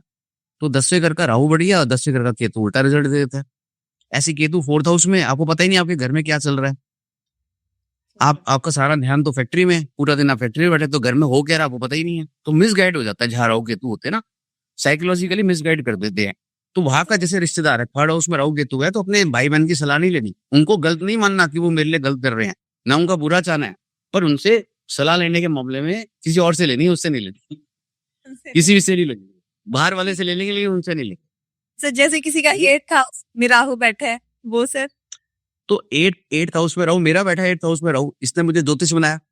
मैं बहुत ज्यादा रिसर्च में गया और जुपिटर केतु सेकंड हाउस में बैठा है, तो उससे इसी से ज्योतिष बना। मेरे घर में कोई 10 पीढ़ी तक ज्योतिष नहीं है। मेरे को रिसर्च करने का बचपन से शौक था, तो मैं रिसर्च करते करते करते करते उसकी बहुत सारी चीजें जो है मैं सीख गया। लेकिन उससे होगा क्या कि एंग्जाइटी आ जाएगी आपको, क्योंकि जो जीवन का सत्य है ना, वो मरने के बाद क्या होता है वो झांकना जाता है राहु एट्थ हाउस में। ये ऐसा होता क्या है, कहा जाता है आदमी, ये सब चलता कहाँ से है। ये जो प्रश्न है ना, सुनने में तो बड़े अच्छे लगते हैं, पर जब आप इतनी डीप रिसर्च करके आप उनको पढ़ने लगते हो ना, तो आपके सबकॉन्शियस माइंड के अंदर चले जाते हैं। फिर आपके चंद्रमा से नहीं समझता ये सब, तो होगा क्या कि फिर ये आपके सामने भी आएंगे। तो फिर ज्योतिष करना भी डिफिकल्ट है। किसी की आप पत्री देख लो, बहुत उसके साथ बहुत कुछ हो रहा होता है जिंदगी में। वैसे योग आपके भी बन जाते हैं, आपके रिश्तेदारों के भी बन जाते हैं, और आपको पता होता है इनकी पत्री क्या है, कुंडली आंखों के आगे आते हैं, आपके मन में भय आ जाता है। ये भय अननेसेसरी भय देता है, तो उसमें रहो, पर आपको रिसर्च के अंदर बहुत अच्छा करता है रिसर्च में, क्योंकि रिसर्च के मामले में राहु से बढ़िया कोई प्लैनेट ही नहीं है। अगर 8th हाउस में राहु हो और 8th का लॉर्ड 11th में 5th में चला जाए, तो आपको आपको 2 नंबर के पैसे, आपको कोई लॉटरी लगना, आपको कोई किसी की संपत्ति मिलना, जो पैसा आपने ना कमाया वो भी मिलता है। मेरे साथ भी ऐसा हुआ, तो ऐसा होता ही। हाँ, अगर उसका लॉर्ड जो है 11th में चला जाए, ससुराल पक्ष से सामंजस्य बनाने में टाइम लगता है बहुत। 8th हाउस में राहु तो टाइम लगता है, हम कुछ समझाना चाहते हैं उनको, पर उनको समझ नहीं आता। नहीं जी। कुछ भी कर लो, कुछ भी कर लो जी। सर चाहे ऐसी बने वो तो। हाँ। जी सर बहुत बढ़िया आपने बात बताई। सर एक जैसे अब आपने कहा कि राहु या केतु जिस भी घर में बैठे हैं उससे संबंधित जो भी रिश्तेदार हैं उनकी आप नहीं मानो। वो बुरा नहीं चाह रहे, लेकिन कहीं कोई ना कोई कंट्रोवर्सी हो सकती है, कोई समस्या हो सकती है, आप यही कहना चाह रहे हैं। अब जैसे मैंने कहा कि हर एक घर का, जैसे पहले घर में अगर किसी के राहु या केतु बैठे हैं तो वो किसकी ना माने, अपने खुद की ना माने। तो है, अगर अगर फर्स्ट हाउस में राहु आ जाता है ना, तो व्यक्ति जो है, सबसे पहले आपको ये देखना पड़ेगा कि उसका डिस्पोजिटर का है। अगर फर्स्ट हाउस में राहु है और उसका डिस्पोजिटर शानदार है, तो ये ना आपको सेल्फ फोकस, मतलब अपने ऊपर ना बहुत मेहनती बना देगा। आपको दुनिया की चिंता ही नहीं है, आपको सिर्फ अपनी चिंता है। तो मेरे पास मेरे घर से 3 किलोमीटर दूर एक सज्जन आते हैं, उनका एक प्रश्न है, मेरी कस्टमर भी रह चुके हैं, मेरा जो दूसरा बिज़नेस है, तो उनका बेटा है वो, तो उसके फर्स्ट हाउस में राहु है। वो प्लास्टिक सर्जन है, ठीक है? वो कहता है कि मुझे शादी नहीं करनी, 36 साल का हो गया, शादी करनी ही नहीं। केतु बैठा है 7th हाउस में, शादी की तरफ उसका इंटरेस्ट खत्म है। But he is a very good plastic surgeon, बहुत नाम है, बहुत अच्छा अर्निंग है, तो वो बहुत सेल्फ फोकस बनाता है। तो लग्नेश की अगर स्थिति ठीक है, तो फर्स्ट हाउस का राहु खराब नहीं है, ना केतु खराब है। पर अगर लग्नेश जरा सा भी पीड़ित हो गया, या मान लो इस राहु को शनि भी देख ले, तो होगा क्या कि मैलेफिक ऊर्जा होगी बहुत। अब अपने फोकस अपने ऊपर 2 बातों के लिए बनाया जाता है। मैं पढ़ना चाहता हूँ, मैं ज़िंदगी में कुछ करना चाहता हूँ, मैं बहुत कुछ बड़ा करना चाहता हूँ, ये तो कोई बुरी बात नहीं है। बट अब हम व्यापार कर रहे हैं और हम टोपी घुमा दें और हम किसी का पैसा खींच ले, या हम कुछ गलत काम करके पैसा कमा ले, या हम किसी को हानि पहुँचा दें, वो भी अपना भला करना है। तो ये देखना पड़ेगा कि फर्स्ट हाउस की ऊर्जा गई कहाँ पे है। अगर फर्स्ट हाउस पे बृहस्पति का मान लो दृष्टि पड़ रही है और फर्स्ट हाउस का मालिक ठीक है, तो ये राहु लगन का कोई खराब नहीं है। बड़ी ऑब्सेसिव, मतलब उसको ये बात तो जरूर है कि मैं कुछ हूँ, तू कुछ नहीं है। और यही बात फिर मैरिज में दिक्कत देगी कि मैं कुछ हूँ, तू कुछ नहीं है। अब उसकी मान लो लड़की है, तो लड़का कहेगा कि भैया ये मेरी सुन, मतलब मैं तो कुछ हुई नहीं इस रिश्ते में। और अगर लड़का होगा, तो लड़की कहेगी कि मैं तो हुई नहीं किसी कुछ रिश्ते में। तो ये प्रॉब्लम आती है फिर। तो आप सेल्फ ऑब्सेस्ड हो जाओगे आप। आपको ना इतना सा भी वट पसंद नहीं है अपनी शर्ट के ऊपर। आपको ये पसंद नहीं है कि अ, मेरे बाल कैसे लग रहे हैं, मैं क्या पहन रहा हूँ, मैं कौन-सी गाड़ी चला रहा हूँ। हर टाइम ऑब्सेशन रहेगा अपने लिए। बस इतना ज़रूर है। ये गुड भी हो सकता है, ये बैड भी हो सकता है। कहने का मतलब है सर, पहले घर में राहु बैठा है तो अपनी मत सुनो आप, दूसरे घर में बैठा है तो आप आप अपनी ही सुनोगे। आप बच ही नहीं पाओगे ना यहाँ पे। जब मैं आपकी दूसरे रिश्तेदार की बात कर रहा हूँ, तो ये तो हिदायत होगी कि उससे सलाह मत लेना। जब आपके ऊपर आ गया ना वो, अब आप कैप्चर्ड हो। अब आप कुछ नहीं कर सकते। हम नहीं कर अब आप ट्रैप्ड हो। क्योंकि किसी और से तो बचा जा सकता है, अपने से नहीं बचा जा सकता। जा सकता। इसका कोई उपाय नहीं है।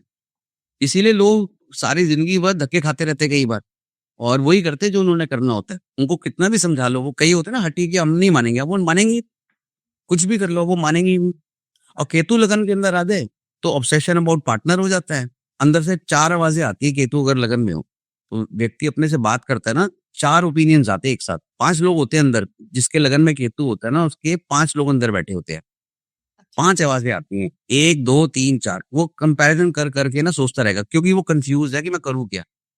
5 आवाजें आएंगी, एक भी जगह नहीं पहुंचेगा। इसको सलाह लेनी चाहिए। किससे लेनी चाहिए? अपने पार्टनर से।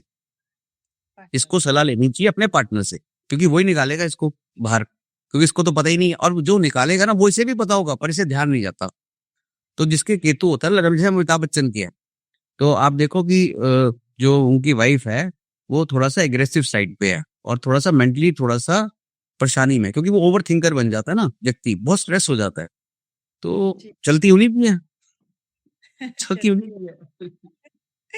जी, अमिताभ चलनी उन्हीं बच्चन की है। केतु वाले की चल रही नहीं, राहु वाले की चल रही है। नहीं जल्दी। उनके भी 8th हाउस में शुक्र है। हाँ जी, ठीक है, अमिताभ बच्चन की अच्छा, शुक्र है। शुक्र की दशा नीच है। शुक्र नीच है और दशा ठीक चली गई। बुध उच्च है और दशा खराब चली गई।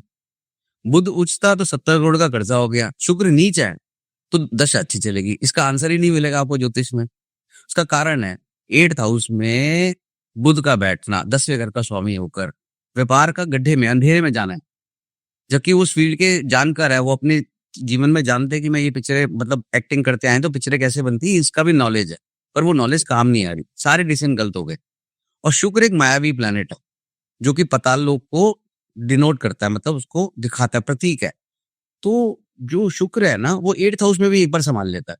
शुक्र और शनि 8th हाउस में भी संभाल लेते हैं। उसका कारण ये है कि धरती के नीचे पाताल लोक है और शुक्र मायावी प्लैनेट है।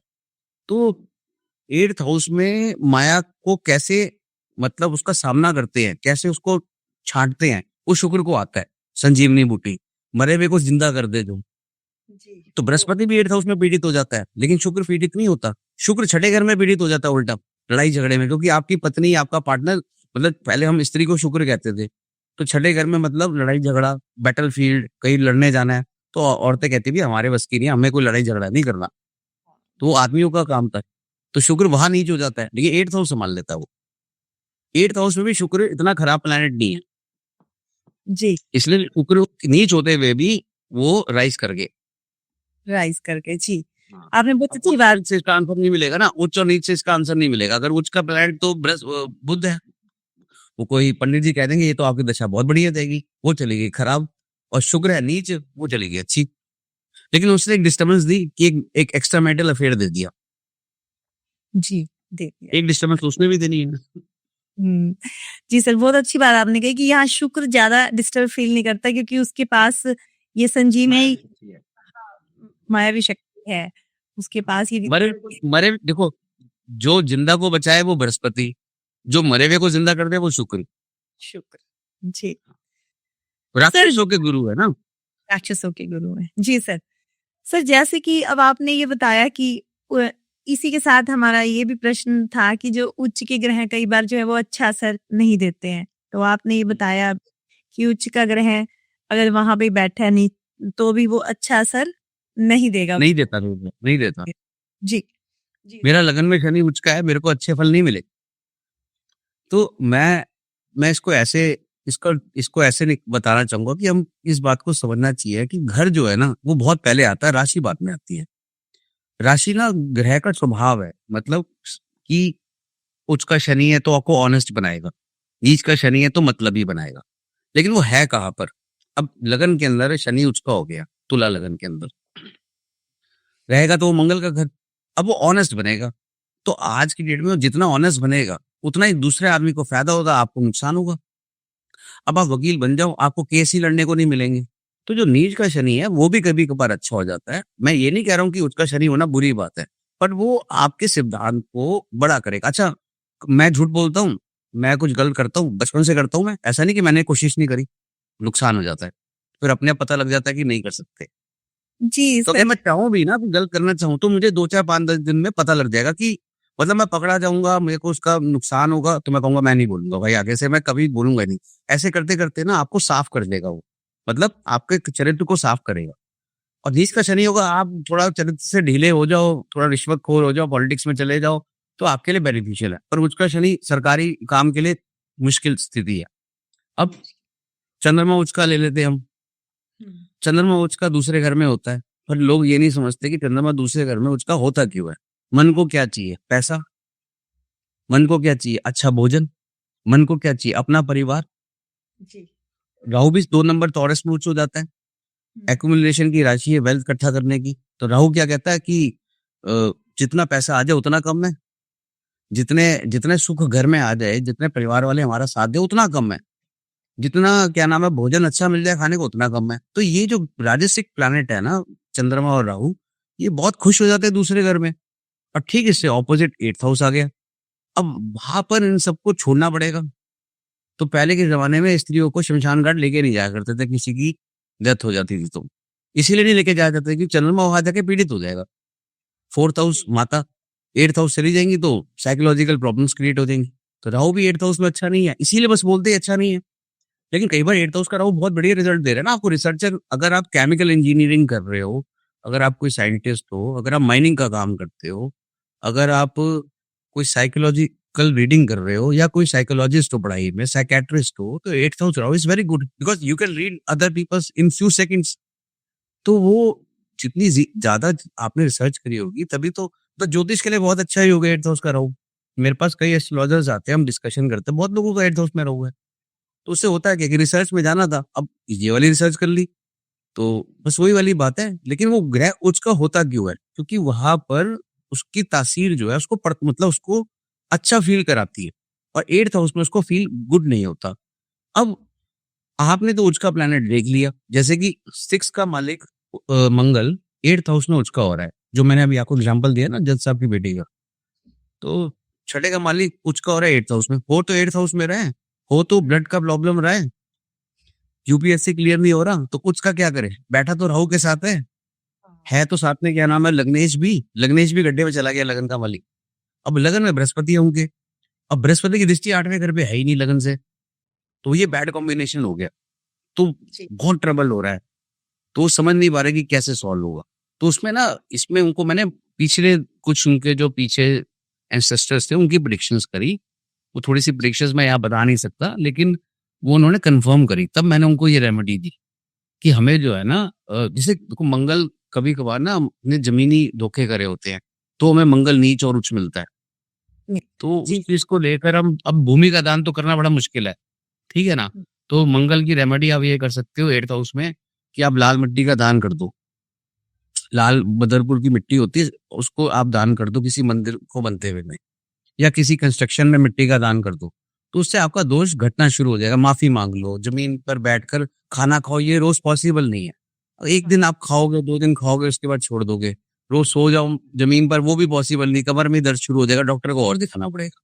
तो आप ऐसा मंदिर ढूंढो जो बेसमेंट में हो, वहां पर माथा टेको, बहुत ध्यानपूर्वक माथा टेको, थोड़ी माफी मांगो, अपने अहंकार को तोड़ दो। मतलब उच्च का मंगल क्या दे रहा है, उच्च के प्लैनेट्स अहंकार देते हैं, अपने अहंकार को तोड़ दो कि भैया मेरे से नहीं संभलता, मैं झुक गया, उसी से ही प्लैनेट ठीक हो जाता है कई बार, जी। क्योंकि वो आपको तोड़ने आया है, वो आपको तब तक नहीं छोड़ेगा जब तक आपका रोना नहीं निकल जाएगा। आप रोना निकाल दो, आप गिव अप कर दो, आधी प्रॉब्लम सॉल्व होनी शुरू हो जाएगी। हम क्या करते हैं, लड़ाई करते हैं प्लैनेट से, हम जीत ही नहीं सकते ना, हम कैसे जीतेंगे? प्लैनेट्स का फुल कंट्रोल है हमारे ऊपर। तो जैसा प्लैनेट्स चाह रहा है आप वैसी कंडीशन लागू बस उसकी साइकोलॉजी क्या है, वो क्या चाह रहा है, उसकी साइकोलॉजी है ना। जैसे मंगल की साइकोलॉजी है कि एक्शन पहले ले, सोचेंगे बाद में। शनि की साइकोलॉजी है 10 साल आगे की सोचना, वो बहुत लंबी प्लानिंग बना के चलता है, इसलिए तो धीरे धीरे चलता है। वो जल्दी जल्दी शनि क्यों नहीं चलता, लोग ये तो याद कर लेते हैं एस्ट्रोलॉजी में 2.5 साल में शनि चलता है, एक घर बदलने में 2.5 साल लगता है। अरे 2.5 साल लगते क्यों, वो 10 साल की सोच के चलता है ना। तो जो नेता जो भी पॉलिसीज लाते हैं ना, all policies are for next 10 years. तो सबका शनि मजबूत, मतलब शनि उनका प्रोमिनेंट होता है तभी नेता बन सकते हैं, गुरु से नेता नहीं बन सकते। तो शनि आगे की सोचेगा। अब जब आगे की सोचनी है तो बहुत धीरे धीरे ही होने वाला है, कुछ जल्दी जल्दी क्या होने वाला है, सबको धीरे धीरे ही चलेगा। जी, बिल्कुल। सर जैसे आपने ये बड़े अच्छे क्लियर की चीजें, ऐसे ही सर जैसे ग्रह हैं इनकी आपस में कोई दोस्ती या दुश्मनी भी होती है? देखो मेरा मानना तो यह है कि कोई भी ग्रह ना किसी का शत्रु होता ही नहीं है, कोई भी ग्रह किसी का शत्रु नहीं होता, क्योंकि सब भगवान ने बनाए हैं। अब भगवान ने शत्रु बनाए होंगे, हाँ, लेकिन पक्ष दोष जरूर होते हैं, एक देवतागण और एक राक्षसगण। शिव जी तो देवताओं को भी वरदान देते हैं और राक्षसों को भी देते हैं। विष्णु जी जो है देवताओं को भी वरदान देते हैं, राक्षसों को नहीं देते, ठीक है ना। तो अब एक 9th हाउस है, 9th हाउस है धर्म, 3rd हाउस है वो है एक्शन, लॉजिक। तो जो बृहस्पति के सामने वाले घर है या सूर्य के सामने शनि के घर है, जैसे 5 नंबर सूर्य का हो गया, 11 नंबर शनि का हो गया, 6ठा नंबर बुध का हो गया, 12 नंबर बृहस्पति का हो गया, तो ये सब ना पैरेलल एनर्जीज है। मतलब एक राइट साइड है, एक लेफ्ट साइड है, ये दोनों शत्रु नहीं है। इट्स लाइक अ कॉइन, अगर आपने सिक्का उछाला तो ऊपर की साइड पे हेड आ गया, जिसका मतलब ये नहीं है कि टेल है नहीं वहां, वो टेल नीचे है उसके, ठीक है, पर आपको दिखाई जो है हेड दे रहा है। दोबारा आपने सिक्का उछाला, ऊपर टेल आ गया, नीचे अब हेड है, तो ये पैरेलल पूरक है। अब एक चीज राइट है, एक चीज लेफ्ट है। अब जैसे कि आप चुनाव कर ले होगा कि पापा अच्छे है मम्मी अच्छी है, ये कोई लॉजिक ही नहीं है ना क्वेश्चन का कि मैं एक को चुनाव कर लूं तो दूसरा भी तो मेरा पेरेंट ही है ना, ठीक है। आपको काम करना अच्छा लगता है, घर पे बैठना अच्छा लगता है, घर पे बैठना भी अच्छा लगता है, काम करना भी अच्छा लगता है। ऐसी आपकी जो पत्री है, वो दोनों जो ग्रह है ना, वो एक दूसरे के ऑपोजिट है, ऑपोजिट इन नेचर। जैसे बुध जो है लॉजिक है और बृहस्पति जो है आस्था है। अब अगर आप लॉजिक लगाओगे तो आस्था चलेगी नहीं, और आस्था लगाओगे तो लॉजिक नहीं चलेगा। तो वो दोनों पैरेलल एनर्जीज है, शत्रु नहीं है आपस में। अब सूर्य के घर के सामने जो है 5 नंबर के सामने शनि का घर है कुंभ। अब सूर्य शनि का शत्रु है। अरे जब दिन होगा तो रात तो नहीं होगी ना, और जब रात होगी तो दिन नहीं होगा, ये कैसे पॉसिबल हो सकता है। तो ये शत्रु नहीं है, ये पैरेलल एनर्जीज है। हाँ, लेकिन ये जब इकट्ठे बैठ जाते हैं ना, तो इसमें एक समस्या ये आती है कि थोड़ा सा विस्फोट हो जाता है, उसकी वजह से जो ऊर्जा पैदा होती है वो नुकसानदायक हो सकती है। तो हमें शत्रु मानने की बजाय इसमें ये देखना चाहिए कि पल्ला किसका भारी है, और दूसरे को मजबूत करके ना बैलेंस करना है एनर्जी को, यही बहुत इंपॉर्टेंट है। बस मेरा मानना तो यही है। बाकी ऐसा तो नहीं है कि लोग कहते हैं कि अब जैसे कि चंद्रमा और शनि का विष दोष है, लिखा हुआ है कि चंद्रमा और शनि का विष दोष है। अब चंद्रमा का स्वभाव कैसा है, कितना कोमल है, शनि का स्वभाव कितना हार्ड है। अब दोनों चीजों को इकट्ठे करोगे तो चंद्रमा पीड़ित हो जाएगा। लेकिन चंद्रमा शनि का दुश्मन तो ना है। आपके फादर जो है 10वें घर से देखे जाते हैं और मदर 4th हाउस से देखी जाती है। तो क्या एक दूसरे के दुश्मन है? नहीं, लेकिन दोनों का स्वभाव अलग-अलग दिया भगवान ने। माँ को बहुत कोमल बनाया है ताकि वो घर संभाल सके। वैसे तो आजकल काम भी करती है, मैं जनरल बात कह रहा हूँ सिंपली। और पिताजी को बहुत सख्त बनाया है क्योंकि बाज़ार है ना, उनको बाज़ार जाना है। बाज़ार में पैसा कमाना बहुत मुश्किल है। किसी भी तरीके का जॉब करना, कर्म करना और घर में पैसे लेकर आना बहुत मुश्किल है। इसके लिए आपको सख्त बनना ही पड़ेगा। तो वो सख्त हो जाते हैं। अब ये दोनों का मिलन हो गया पत्नी के अंदर चंद्रमा शनि का, तो चंद्रमा पीड़ित हो जाता है क्योंकि शनि की ऊर्जा ऐसी है, बहुत वजन है, बहुत स्लोली मूव करते हैं चंद्रमा से। अब वो चंद्रमा पे से मूव करने में 2.5 साल कोई चीज लगा दोगे तो अगर आपको रियलिटी आ जाएगी जिंदगी की, आपकी 7.5 में आपके आंखों के आगे, तो आप ना झेल नहीं पाओगे। आपने मन में कई कल्पनाएं रखी होती है कि जीवन ऐसा है, जीवन वैसा है, मैं बड़े होके ये करूंगा, मैं ऐसा करूंगा, और जब शनि आएंगे ना तो आपको रियलिटी दिखा देंगे कि देखो जी, ऐसा है समाज, ऐसा है व्यापार, ऐसी है जिंदगी, ऐसा है घर। बस उसको देख कर आदमी घबरा जाता है, उसी को 7.5 कहते हैं। मैं इस चीज में बिलीव करता हूँ कि बैलेंस करना बहुत जरूरी है।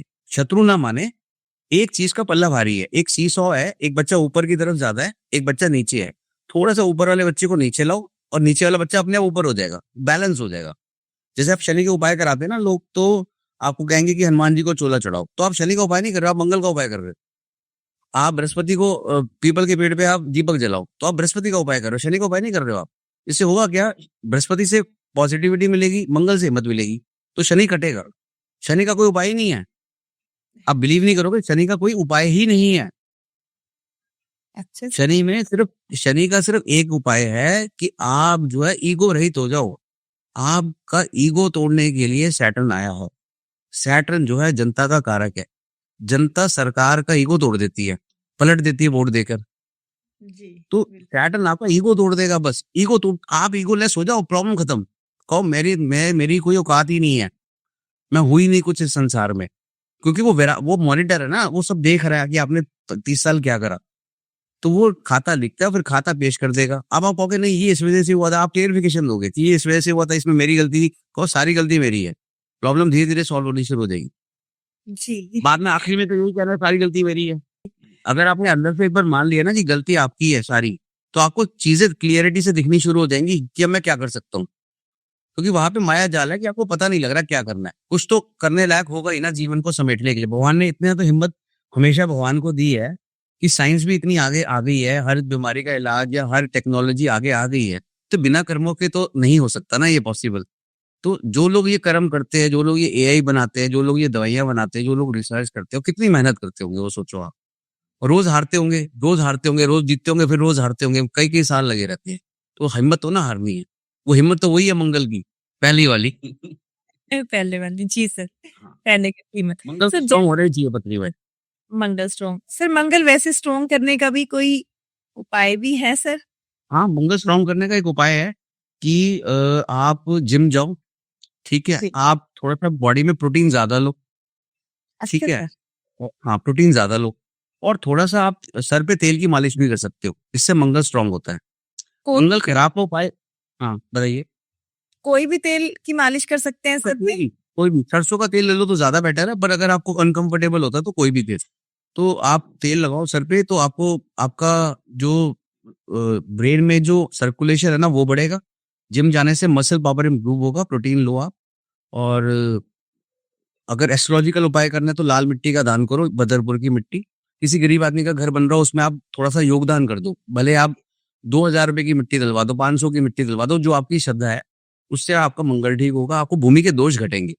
और अगर आपको गुस्सा बहुत आता है, जो कि बहुत आता है लोगों को गुस्सा, तो उसके लिए एक एक्सरसाइज है जेपीएमआर।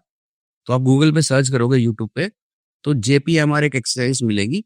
उसमें रिलैक्सेशन टेक्निक सिखाई जाती है थ्रू मसल्स। वो मंगल की रेमेडी है। तो मेरे पास जो लोग आते हैं कि बहुत गुस्सा आता है, तो मैं उनको कहता हूँ आप ये वाली एक्सरसाइज करके देखो, जेपीएमआर। तो कहते हैं कि वो कहते हैं हम करते ही नहीं, क्योंकि वो चाहते हैं क्विक फिक्स, और जो कर लेता है वो कहता है सर आपने सही बताई थी। मेरा काम बताने का, करने का काम आपका है। जी और ये बोलना बहुत आसान है, करना बहुत मुश्किल है, क्योंकि मैं खुद भी नहीं करता हूँ वो एक्सरसाइज। चलिए सर, आप रास्ता दिखा रहे हैं सर। जिनको ये भी हमारे एक्सरसाइज करने से होगा क्या कि आपका मसल टेंशन के ऊपर वो एक्सरसाइज है, आपका मंगल से जो गुस्सा पैदा हो रहा है ना, वो 30 डेज के अंदर खत्म हो जाएगा, बहुत मजबूत हो जाएगा आपका, आपकी थिंकिंग एबिलिटी बढ़ जाएगी। गुस्सा जो है ना आपकी बुद्धि खा जाता है। गुस्सा आना जायज़ है, आना चाहिए गुस्सा ज़िंदगी के अंदर, नहीं तो हम आगे नहीं बढ़ सकते। लेकिन हमेशा गुस्सा आना ज़्यादा हो गया। सर इसी तरह सर जैसे आपने ये बताया कि जब कोई हमारी दशा या अंतर्दशा आती है तो उसका कुछ हमारी जो हमारी साइकोलॉजी है उस पर भी कोई असर पड़ता है? हाँ, बिल्कुल मैम। मैम, हमारे ब्रेन में ना 3 केमिकल्स होते हैं, डोपामाइन, सेरोटोनिन एंड न्यूरोएपिनेफ्रिन या कॉर्टिसोल हार्मोन भी कहते हैं। तो इन तीनों का जो गुण है ना, वही सत्व, रजस और तमस की तरह है। अब मान लीजिए बृहस्पति की आपको दशा आ गई, तो आपके ब्रेन के अंदर सेरोटोनिन बढ़ जाएगा। होगा क्या, सेरोटोनिन बढ़ने से आप पॉजिटिव थिंकर बन जाओगे। आपको लगेगा कि मैं कर सकता हूँ, भगवान मेरे साथ है। बृहस्पति बहुत पॉजिटिव ग्रह है। किसी से नहीं भी हो सकता ना, तो उसको ऊर्जा ऐसे विचार आने लगते हैं कि मैं कर सकता हूँ। उसको गुरुओं का संग मिल जाएगा, गुरु कहेंगे बेटा चिंता मत कर, भगवान सब ठीक करेगा। धीरे-धीरे करके ना आप पॉजिटिविटी में आगे बढ़ जाते हो। अब मान लीजिए शुक्र की दशा आ गई, जिसके लिए सब वेट करते हैं कि शुक्र की दशा आ जाए तो पैसा आ जाएगा, लग्ज़री आ जाएगी। पर लग्ज़री और पैसा आने से ब्रेन में होगा क्या? पहले ब्रेन में डोपामाइन आएगा ना, D2 रिसेप्टर होता है ब्रेन के अंदर। तो डोपामाइन एकदम शॉर्ट होके राइज़ होना शुरू होगा। पहले नीचे जाएगा, फिर राइज़ होना शुरू होगा। डोपामाइन राइज़ होगा, तभी तो आपके मन के अंदर जो आप लग्ज़री चाहते हो उसके प्रति काम वासना पैदा होगी कि मुझे बड़ी गाड़ी लेनी है, मुझे बड़ा मकान लेना है। तो आप ऐसे-ऐसे काम करने शुरू कर दोगे जो भोग के हैं। तो जिसकी वजह से आपकी उन्नति हो सकती है, या कोई रास्ता मिल जाएगा, या उल्लू आ जाएगा राहु, उल्लू की दशा। तो लोग कहते हैं तू उल्लू है। उल्लू होना अच्छी बात है। उल्लू कैन सी इन नाइट। उल्लू जो है रात को देख सकता है। तो राहु पर्दे के पीछे देख सकता है। लक्ष्मी का वाहन उल्लू है। तो राहु ही आपको पैसा घुमा के देगा। और आप देखना कभी कि एक गाना आया था ना, ऐसे वैसों को दिया है, कैसे कैसों को दिया है, मुझे भी तो थोड़ा लिफ्ट करा दे। तो वो ऐसे वैसे को नहीं दिया, उसका राहु जो है ना, ऐसा जो देखने में उल्लू लग रहा है ना, वो बहुत तेज है, क्योंकि वो रात को देख सकता है। हम सब दिन में देख सकते हैं, उल्लू रात को भी देख सकता है। तो अगर आपका राहु उल्लू, अगर उसने सही जगह देख लिया, तो आपके पास पैसा आ जाएगा। बस वही है जो स्टॉक ट्रेडिंग में वो चाहिए आपको, कि आपने देख लिया ये स्टॉक बहुत बड़ी है, पैसा आ गया। आपने एक बिजनेस देख लिया, कोई क्लाइंट देख लिया, जो क्लाइंट सामने है किसी को दिखाई नहीं दे रहा, आपको दिख गया, आपने वो वाला आइडिया लगाया और उसकी मार्केटिंग ऐसे करी, वो प्रोडक्ट हिट हो गया। उससे बेटर प्रोडक्ट साथ वाले का है, उसका नहीं बिक रहा क्योंकि उसकी पैकेजिंग ठीक नहीं है। पर उस उल्लू ने देखा, अब वो लगेगा उल्लू, पर आएगा पैसा उसी के पास। पैसा ही उल्लू के पास आता है, शुक्र का पैसा। बृहस्पति का पैसा होगा तो आपके एंसेस्टर प्रॉपर्टी, आपके पिताजी हेल्प कर रहे हैं, गुरु, धार्मिक तरीके, सेरोटोनिन वाले सारे गुण। तो जब ये दशाएं होती है तो ब्रेन में केमिकल्स बदल जाते हैं, और ये प्रूवन है कि केमिकल्स बदलते हैं टाइम टू टाइम। तो शनि के जो 35 से 42 साल है ना, इस ये शनि के साल कहेंगे एस्ट्रोलॉजी में। Most of the time in 7 सालों में ही सबसे ज्यादा डिप्रेशन की प्रॉब्लम आती है लोगों को, 35 टू 42, क्योंकि यहाँ पर जो है तमस बढ़ना शुरू हो जाता है। बस यही कारण है कि हम लोग कभी कभार किसी को रिकमेंड करते हैं कि आप नॉन वेजिटेरियन मत खाओ। नॉन वेजिटेरियन खाने के लिए मेरा कोई हक नहीं है, मैं किसी को ये बोलूं कि नॉन वेजिटेरियन आप खाओ या ना खाओ, मैं किसी को सलाह दे ही नहीं सकता ये। लेकिन तमस बढ़ चुका है शनि की वजह से इन सालों में, या शनि की दशा है, तो हम और तमस ना बढ़ाए, ये हिदायत तो दूंगा ही ना। और उसका बैलेंस करने का तरीका क्या है कि आप रजस को बढ़िया कर लो या सत्व को बढ़िया कर लो। तो जब आप मंदिर जाना शुरू कर दोगे ना इन सालों में, तो आपका पॉजिटिव मतलब जब तमस बढ़ेगा तो सेरोटोनिन शॉर्ट होगा, वो बेटर होना स्टार्ट हो जाएगा। तो उससे होगा क्या, बैलेंस बनना शुरू हो जाएगा। तो ब्रेन में केमिकल्स बदलेंगे, ब्रेन में दशा के कारण विचार बदलेंगे और एक्शन सारे बदल जाएंगे, और प्रारब्ध वही लेकर जाएगा जहां पे आपने कभी सोचा नहीं होगा। जैसे कि मैंने जिंदगी में कभी नहीं सोचा था कि मैं पॉडकास्ट करूंगा, तो मैं पॉडकास्ट कर रहा हूँ। कारण क्या, मेरी फिफ्थ हाउस की दशा चल रही है। मैंने जिंदगी में कभी ये नहीं सोचा था कि मैं ज्योतिष भी करूंगा, वो भी कर रहा हूँ। तो दशा जो है आपसे काम करवाएगी थ्रू शॉक और थ्रू आपकी चाह के हिसाब से। चाह के हिसाब से तो बहुत कम लोगों के लिए होता है, कई बार तो शौक लग के चीजें बदल जाती है। मोस्ट ऑफ द टाइम तो ट्रांसफॉर्मेशन ही होता है दशा बदलते हो। तो जो आपने जिंदगी में नहीं सोचा ना, वो सब होगा, और आपकी सारी प्लानिंग धरी की धरी रह जाएगी, एस्ट्रोलॉजी ये कहती है। जी सर। तो फिर कभी कभार मन में ये विचार आता है कि जब सब कुछ पहले से ही लिखा है तो फिर हम क्या करें नहीं। अगर आप चाहोगे भी ना कि मैं कुछ ना करूं, तो भी ऐसा पॉसिबल नहीं है। करना आप तब भी करोगे। आप एक काम सोच लो कि मैं आज से कुछ नहीं करूंगा, तब भी आप कुछ करोगे। जी नहीं पाओगे बिना करे। कर्म तो जीवन का सिद्धांत है। कुछ ना करना और ये सोचना, ये भी तो कर्म ही हो गया ना कि कुछ करना ही नहीं। नहीं नहीं, ये भी कर्म हो गया। सांस भी तो कर्म। लोगे, देखोगे तो सही, सुनोगे तो सही, काम पे तो जाओगे। नहीं जाओगे तो पता ही खाना कहाँ से आएगा। लेकिन फिर होता क्या कि वो स्ट्रगल बन जाता है, काम होता नहीं है। तभी हमें ज्योतिषी की याद आती है कि जब हम एफर्ट, जब लॉजिकल ब्रेन से सारे किए गए काम सफल होने के बजाय विफल होने शुरू हो जाए, उनमें तकलीफ आनी शुरू हो जाए, तो हम सोचते हैं कि ऐसा क्या गलत कर रहा हूं मैं जिसकी वजह से परेशानी आ रही। वही से ज्योतिष शुरू होता है कि मैं कुछ गलत कर ही नहीं रहा हूँ, वहां फिर भी मुझे दिक्कत आ रही है। मुझे समझ नहीं आ रहा कि मेरा प्रोडक्ट भी ठीक है, मेरी पैकेजिंग भी ठीक है, मैंने लेबर के साथ भी अच्छा व्यवहार कर रखा है, मैंने घर भी अच्छे से संभाल रखा है, फैक्ट्री फिर भी घट रही है, कोरोना आ गया फिर भी नुकसान हो ही गया। तो वो फिर आदमी को ना तब ज्योतिष की याद आती है। और ज्योतिष है भी वहीं से स्टार्ट करने के लिए। और वहीं से आप जब ज्योतिष के पास जाओगे और आपका एक बार आपने वो प्रेडिक्शन ठीक देख लिया या कोई आराम देख लिया, तो आपको ये पता लग जाएगा कि इस वर्ल्ड के बाहर से भी ऊर्जाएं हम पर प्रभाव डालती है, जो हमें दिखाई नहीं देती। जी। सर, जैसे अब आप ये कह रहे हैं कि ये हमें विश्वास हो जाएगा कि कोई ना कोई शक्ति है जो हम पर प्रभाव डालती है। सर, इसी तरह जैसे हमारी कुंडली का 8th और 10th हाउस ये बहुत ही इम्पोर्टेंट हाउस है। तो हमारे व्यूअर्स की भी काफ़ी, एक तो करियर से रिलेटेड भी काफ़ी, जो उनके कर्म स्थान से रिलेटेड काफ़ी समस्याएँ रहती हैं। तो मैं चाहती हूँ कि सर आप इन दोनों घरों की आज हमें रेमेडीज़ दे दीजिए, जो हमारे व्यूअर्स। मैं अपनी तरफ से बैठ तो मैं रेमेडी हमेशा चार्ट के साथ कस्टमाइज करके बनाता हूँ। तो फिर भी मैं एक जनरल दौर से कुछ समझाने के लिए, अपना व्यू पॉइंट रखने के लिए मैं जरूर बताता हूँ। देखिए, 10वें घर तक का संसार है। 1 नंबर से संसार शुरू होता है, 10वें घर तक का संसार है। स्टेटस पे आकर बात रुक जाती है। और 10वें घर के बाद शुरू होता है 11वां घर। 11वें घर की ही राशि है कुंभ और उसी का मेला लगता है। मतलब संसार जो है 10वें घर तक चलता है। उसके बाद तो इंसान संन्यास की तरफ जा रहा है, क्योंकि उसे मीन में एंटर करना है ना। सर, एक से 11वें में 1 से लेके आप 10 एक स्टार्ट करके बता सकते हैं कि जैसे पहला घर जो है। जैसे पहला घर आप हो गए, तो आप अपने लिए सोचोगे, अपना जीना सोचोगे। सेकंड हाउस आपकी फैमिली होगी, पैसा इकट्ठा करना हो गया। थर्ड हाउस आपके पड़ोसी सिबलिंग्स हो गए और आपकी कर्म क्षेत्र हो गया, मेहनत करना हो गया।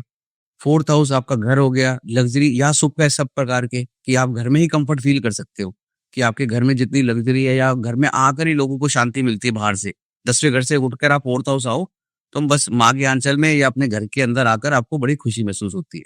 फिफ्थ हाउस आपकी बुद्धि होगी, गैम्बलिंग होगी। बच्चे आप चुनाव नहीं कर सकते कि कैसे चाहिए आपको, अपने आप होते हैं, वो भगवान की देन है, डिवाइन पावर है। गैम्बलिंग भी डिवाइन पावर में ही है। ठीक है, ज्योतिष भी डिवाइन पावर में ही है। और इसीलिए कुछ लोग कहते हैं ना कि हमें नुकसान होता है स्टॉक मार्केट में, सबको नुकसान होता है, पर 5% लोगों को नहीं होता। उनके साथ परमात्मा बैठा है ना, इसलिए नहीं होता। उनके ग्रह ही ऐसी है, ऐसी डिवाइन पावर उनको हेल्प कर रही है कि सब किसी को नजर नहीं आता पर उनको नजर आता है। और ऐसी ज्योतिष है। और फिर 6th हाउस हो गया। 6th हाउस में वर्गो राशि है, मतलब नुक्स निकालने की राशि। यहाँ नुक्स क्यों निकाले जाती है? हमारे शत्रु, हमारी बीमारियां, हमारे कर्जे यहाँ पे है। अगर हमने यहाँ पे नुक्स नहीं निकाले तो शत्रु हम पर हावी हो जाएंगे, बीमारी हम पर हावी हो जाएंगी अगर हमने नुक्स नहीं निकाले।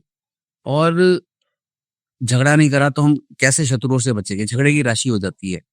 यहाँ पर सिर्फ बुद्धि उच्च होता है, शुक्र नीच हो जाता है। इसीलिए क्योंकि शुक्र को झगड़ा करना बिल्कुल पसंद नहीं है, और शुक्र को झगड़ा करना पड़ेगा 6 नंबर में, इसलिए वो नीच हो जाएगा। यही उसका लॉजिक है।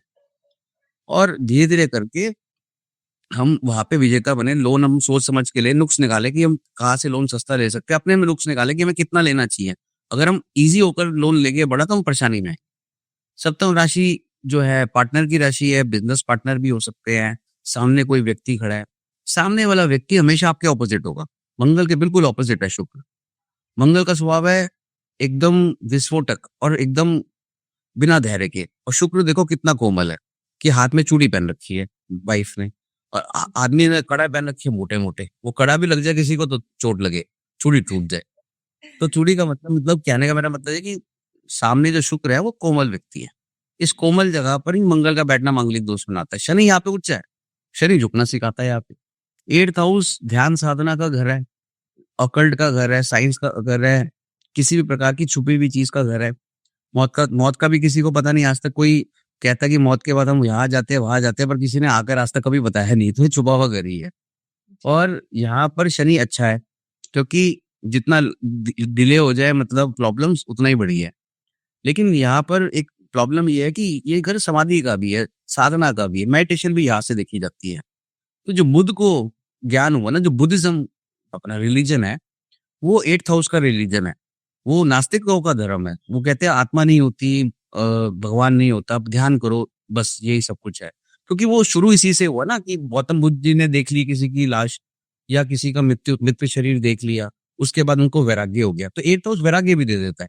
तो आपका इंटरेस्ट बिल्कुल खत्म हो जाएगा और आप एकदम हाईएस्ट स्टेट में भी जा सकते हो। मोक्ष का घर है ये 8th हाउस, 4, 8, 12। और 9th हाउस आपका भाग्य है, आपका रिलीजन आपके माता-पिता देते हैं। और कुछ चीज़ें ऐसी होती हैं जो हमने कमाई नहीं होती कभी भी, वो हमें अपने आप मिल जाती हैं। उसके लिए हम भगवान का कभी शुक्रिया अदा नहीं करते ज़िंदगी के अंदर। जो नहीं मिला उसके लिए हम भगवान को कहते तूने ये नहीं दिया, भगवान तूने वो नहीं दिया। लेकिन जो मिला है वो कभी हमने माना ही नहीं कि हमें मिला है। किसी ने नहीं माना, इंक्लूडिंग मी। मैं अपनी गलती भी स्वीकार करता हूँ। तो हमें शुकराना करना चाहिए अपने गुरुओं का, अपने रिलीजन का, चाहे आप किसी भी रिलीजन से हो। फिर आता है 10th हाउस। तो 9th हाउस में हमने कुछ काम कर लिया, सीख लिया कि कर्म क्या करे, कैसे करे, तो हम जाके 10वें घर में काम करते हैं। तो 10th हाउस तक का संसार है। 11वें के बाद तो 11वें में तो देना शुरू हो जाता है, कुंभ का काम है देने का, और 12वें में फिर मोक्ष शुरू हो जाता है। तो इन 2 घरों में आप जैसे कि आप देखोगे ना, एयरलाइंस के धंधे हमेशा जो है ना, एयरलाइंस के बिज़नेस जितने भी हैं, सब लॉस में हैं। तो मेरा एक दिन दोस्त पूछता है, "एयरलाइंस चलती क्यों नहीं है?" मैं कहा, "भाई काम ही 12वें घर का है मेरे भाई, काम ही 12वें घर का है। हवा में प्लेन उड़ रहा है, ये काम ही 12वें घर का है। हमेशा लॉस ही।" आप ध्यान से देखो, 10 एयरलाइंस होगी ना, 9 घाटे में होंगी। किसी का मतलब काम चलता ही नहीं है, कमाई में, प्रॉफिट में आती नहीं है एयरलाइंस कभी, किसी भी देश की। 10 में से 9 एयरलाइंस घाटे में होती हैं। काम ही 12वें घर का है। अगर आप 12वें घर का काम करोगे, आप हॉस्पिटल उठा के देखो, बैलेंस शीट में हमेशा नुकसान आता है।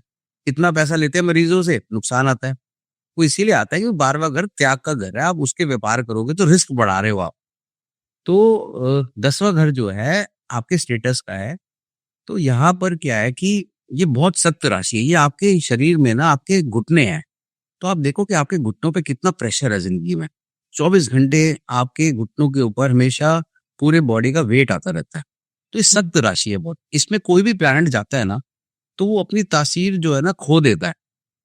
ठीक है? सर। ये एक तालाब है जिसमें मगरमच्छ का राज है। उस मगर मतलब तालाब का साइज़ तो बड़ा नहीं है, लेकिन मगरमच्छ जो है ना उस तालाब का राजा है। ये है मकर राशि। तो इसमें बृहस्पति नीच हो जाता है इसीलिए, क्योंकि बृहस्पति एकदम ज्ञान देने वाला गुरु, जो वो घर में आए तो हम उसको उनको बिठाते हैं, भोजन बनाते हैं, उनको पूछते हैं। मकर में बृहस्पति अगर आएगा तो वो अनकंफर्टेबल हो जाएगा। तो वहाँ शनि की सख्त राशि है ये। तो इसमें जो प्लैनेट्स है ना, इसमें आपको ये देखना पड़ेगा कि आप उनकी तासीर को कैसे बचा सकते हो।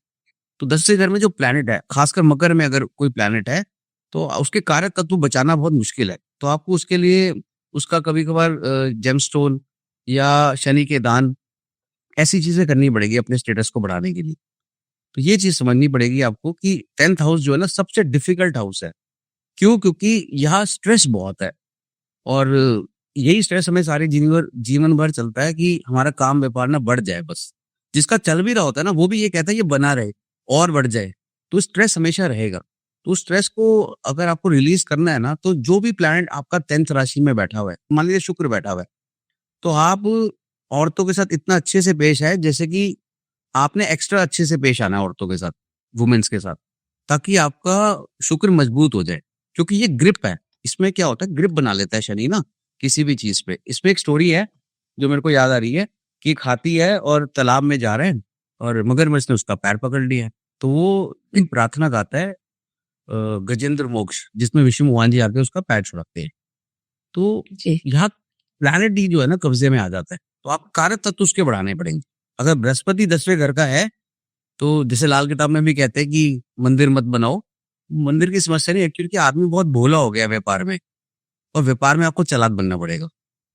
तो आपको तो नुकसान हो जाएगा ना बृहस्पति अगर 10 नंबर का है तो, क्योंकि फिर वो कैसे मैनेज करेगा व्यापार को। ये पाप की राशि है बेसिकली, ये पाप की ही राशि है। कोई अच्छा। भी बिज़नेस बिना पाप के, बिना टैक्स की चोरी करे, बिना लोगों को बेवकूफ़ बनाए। इसीलिए मैंने शुरुआत में कहा कि ज्योतिष जो है कोई व्यापार नहीं है, कोई भी व्यापार नहीं है।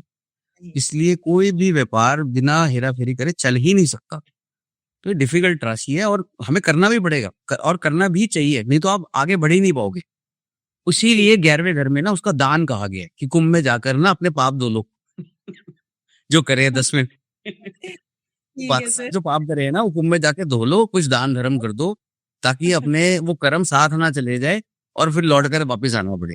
इसलिए कुंभ कुंभ का ही मेला लगता है, सिंह का मेला नहीं लगता, शुक्र का मेला नहीं लगता, सिर्फ कुंभ का मेला लगता है। पाप धोते की राशि कुंभ है। जी सर, आज समझ आया कि ये मेला क्यों लगता है सर। क्यों लगता है? वो इसलिए लगता है क्योंकि इसके जो पीछे घर है ना 10, उसमें हमने गड़बड़ करी हुई है। करनी चाहे कोई भी हो, टाटा बिल, हर व्यक्ति, कोई भी व्यक्ति, क्योंकि वो व्यापार चल ही नहीं पाएगा। चल ही नहीं पाएगा। जी। एक बार कर्ण ने श्री कृष्ण को पूछा कि माधव मेरा को वहां जलाना, उस धरती पे जलाना जहां कभी पाप ना हुआ हो। तो कृष्ण ने कहा कि ऐसी कोई जमीन ही नहीं है जहां पाप ना हो। दुनिया में कोई जगह ऐसी नहीं जहां पाप ना हो। पाप होता ही रहता है। आप चलोगे, चींटी मरेगी, आप चलोगे, आप देखोगे कि मैं इसकी हेल्प कर सकता हूँ। जा रहे हो, एक एक्सीडेंट हुआ, बट आपको पता है कि मेरे पास गाड़ी में उसको इसकी हेल्प कर सकता हूँ, पर आप दर्शक बनकर देखोगे, फिर आप आगे चले जाओगे। तो वो सब चीजें ना काउंट होती जाती है। तो हमारे सबकॉन्शियस 12वें घर में एक्टिव हो जाती है। इसलिए हमें कुंभ में दान धर्म करने की जरूरत है। अगर आप कुंभ के मेले में नहीं जा सको ना, तो जब कुंभ का मेला लगता हो तो दान धर्म करो। दान धर्म करने से होगा क्या कि आपका कुछ अंश वो पाप का से मुक्त हो जाओगे आप। जी।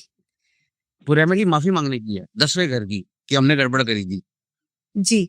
तो मतलब मान लो कि 10वें घर में आपने जैसे बताया कि मान लो कि 10वीं राशि में जो भी ग्रह बैठा है, उससे रिलेटेड कोई भी रिश्तेदार है, उसकी आप पूरी उससे आप मतलब बना के रखो, जैसे हम किताब में भी अब मान लीजिए सूर्य बैठो 10वें घर में, ठीक है, तो आप अपने पिताजी से जो है बहुत आदर सम्मान से बात करो, और आपको ईगो आएगा वहां पे, और ईगो टूटेगा आपका। सूर्य अगर 10वें घर में, सूर्य 10वें घर में लोग बहुत बढ़िया समझते हैं। 12:30 बजे जिसका जन्म होता है दिन में, करीब उसका सूर्य 10वें घर में होता है। हीट एकदम चरम पे सूर्य होता है। पर सूर्य 10वें घर के अंदर आपको तकलीफ देगा, आपको झुकना पड़ेगा। आप आईएएस ऑफिसर बन जाओगे, आप कोई सरकारी कर्मचारी बन जाओगे, सामने जो व्यक्ति होगा आपसे बहुत छोटा होगा, तब भी आप उनके झुक कर बात करोगे उनसे, तो आपको झुकना पड़ेगा। तो आप अपने फादर के आगे झुकोगे ना, तो आपको नौकरी लगने में सहायता हो जाएगी।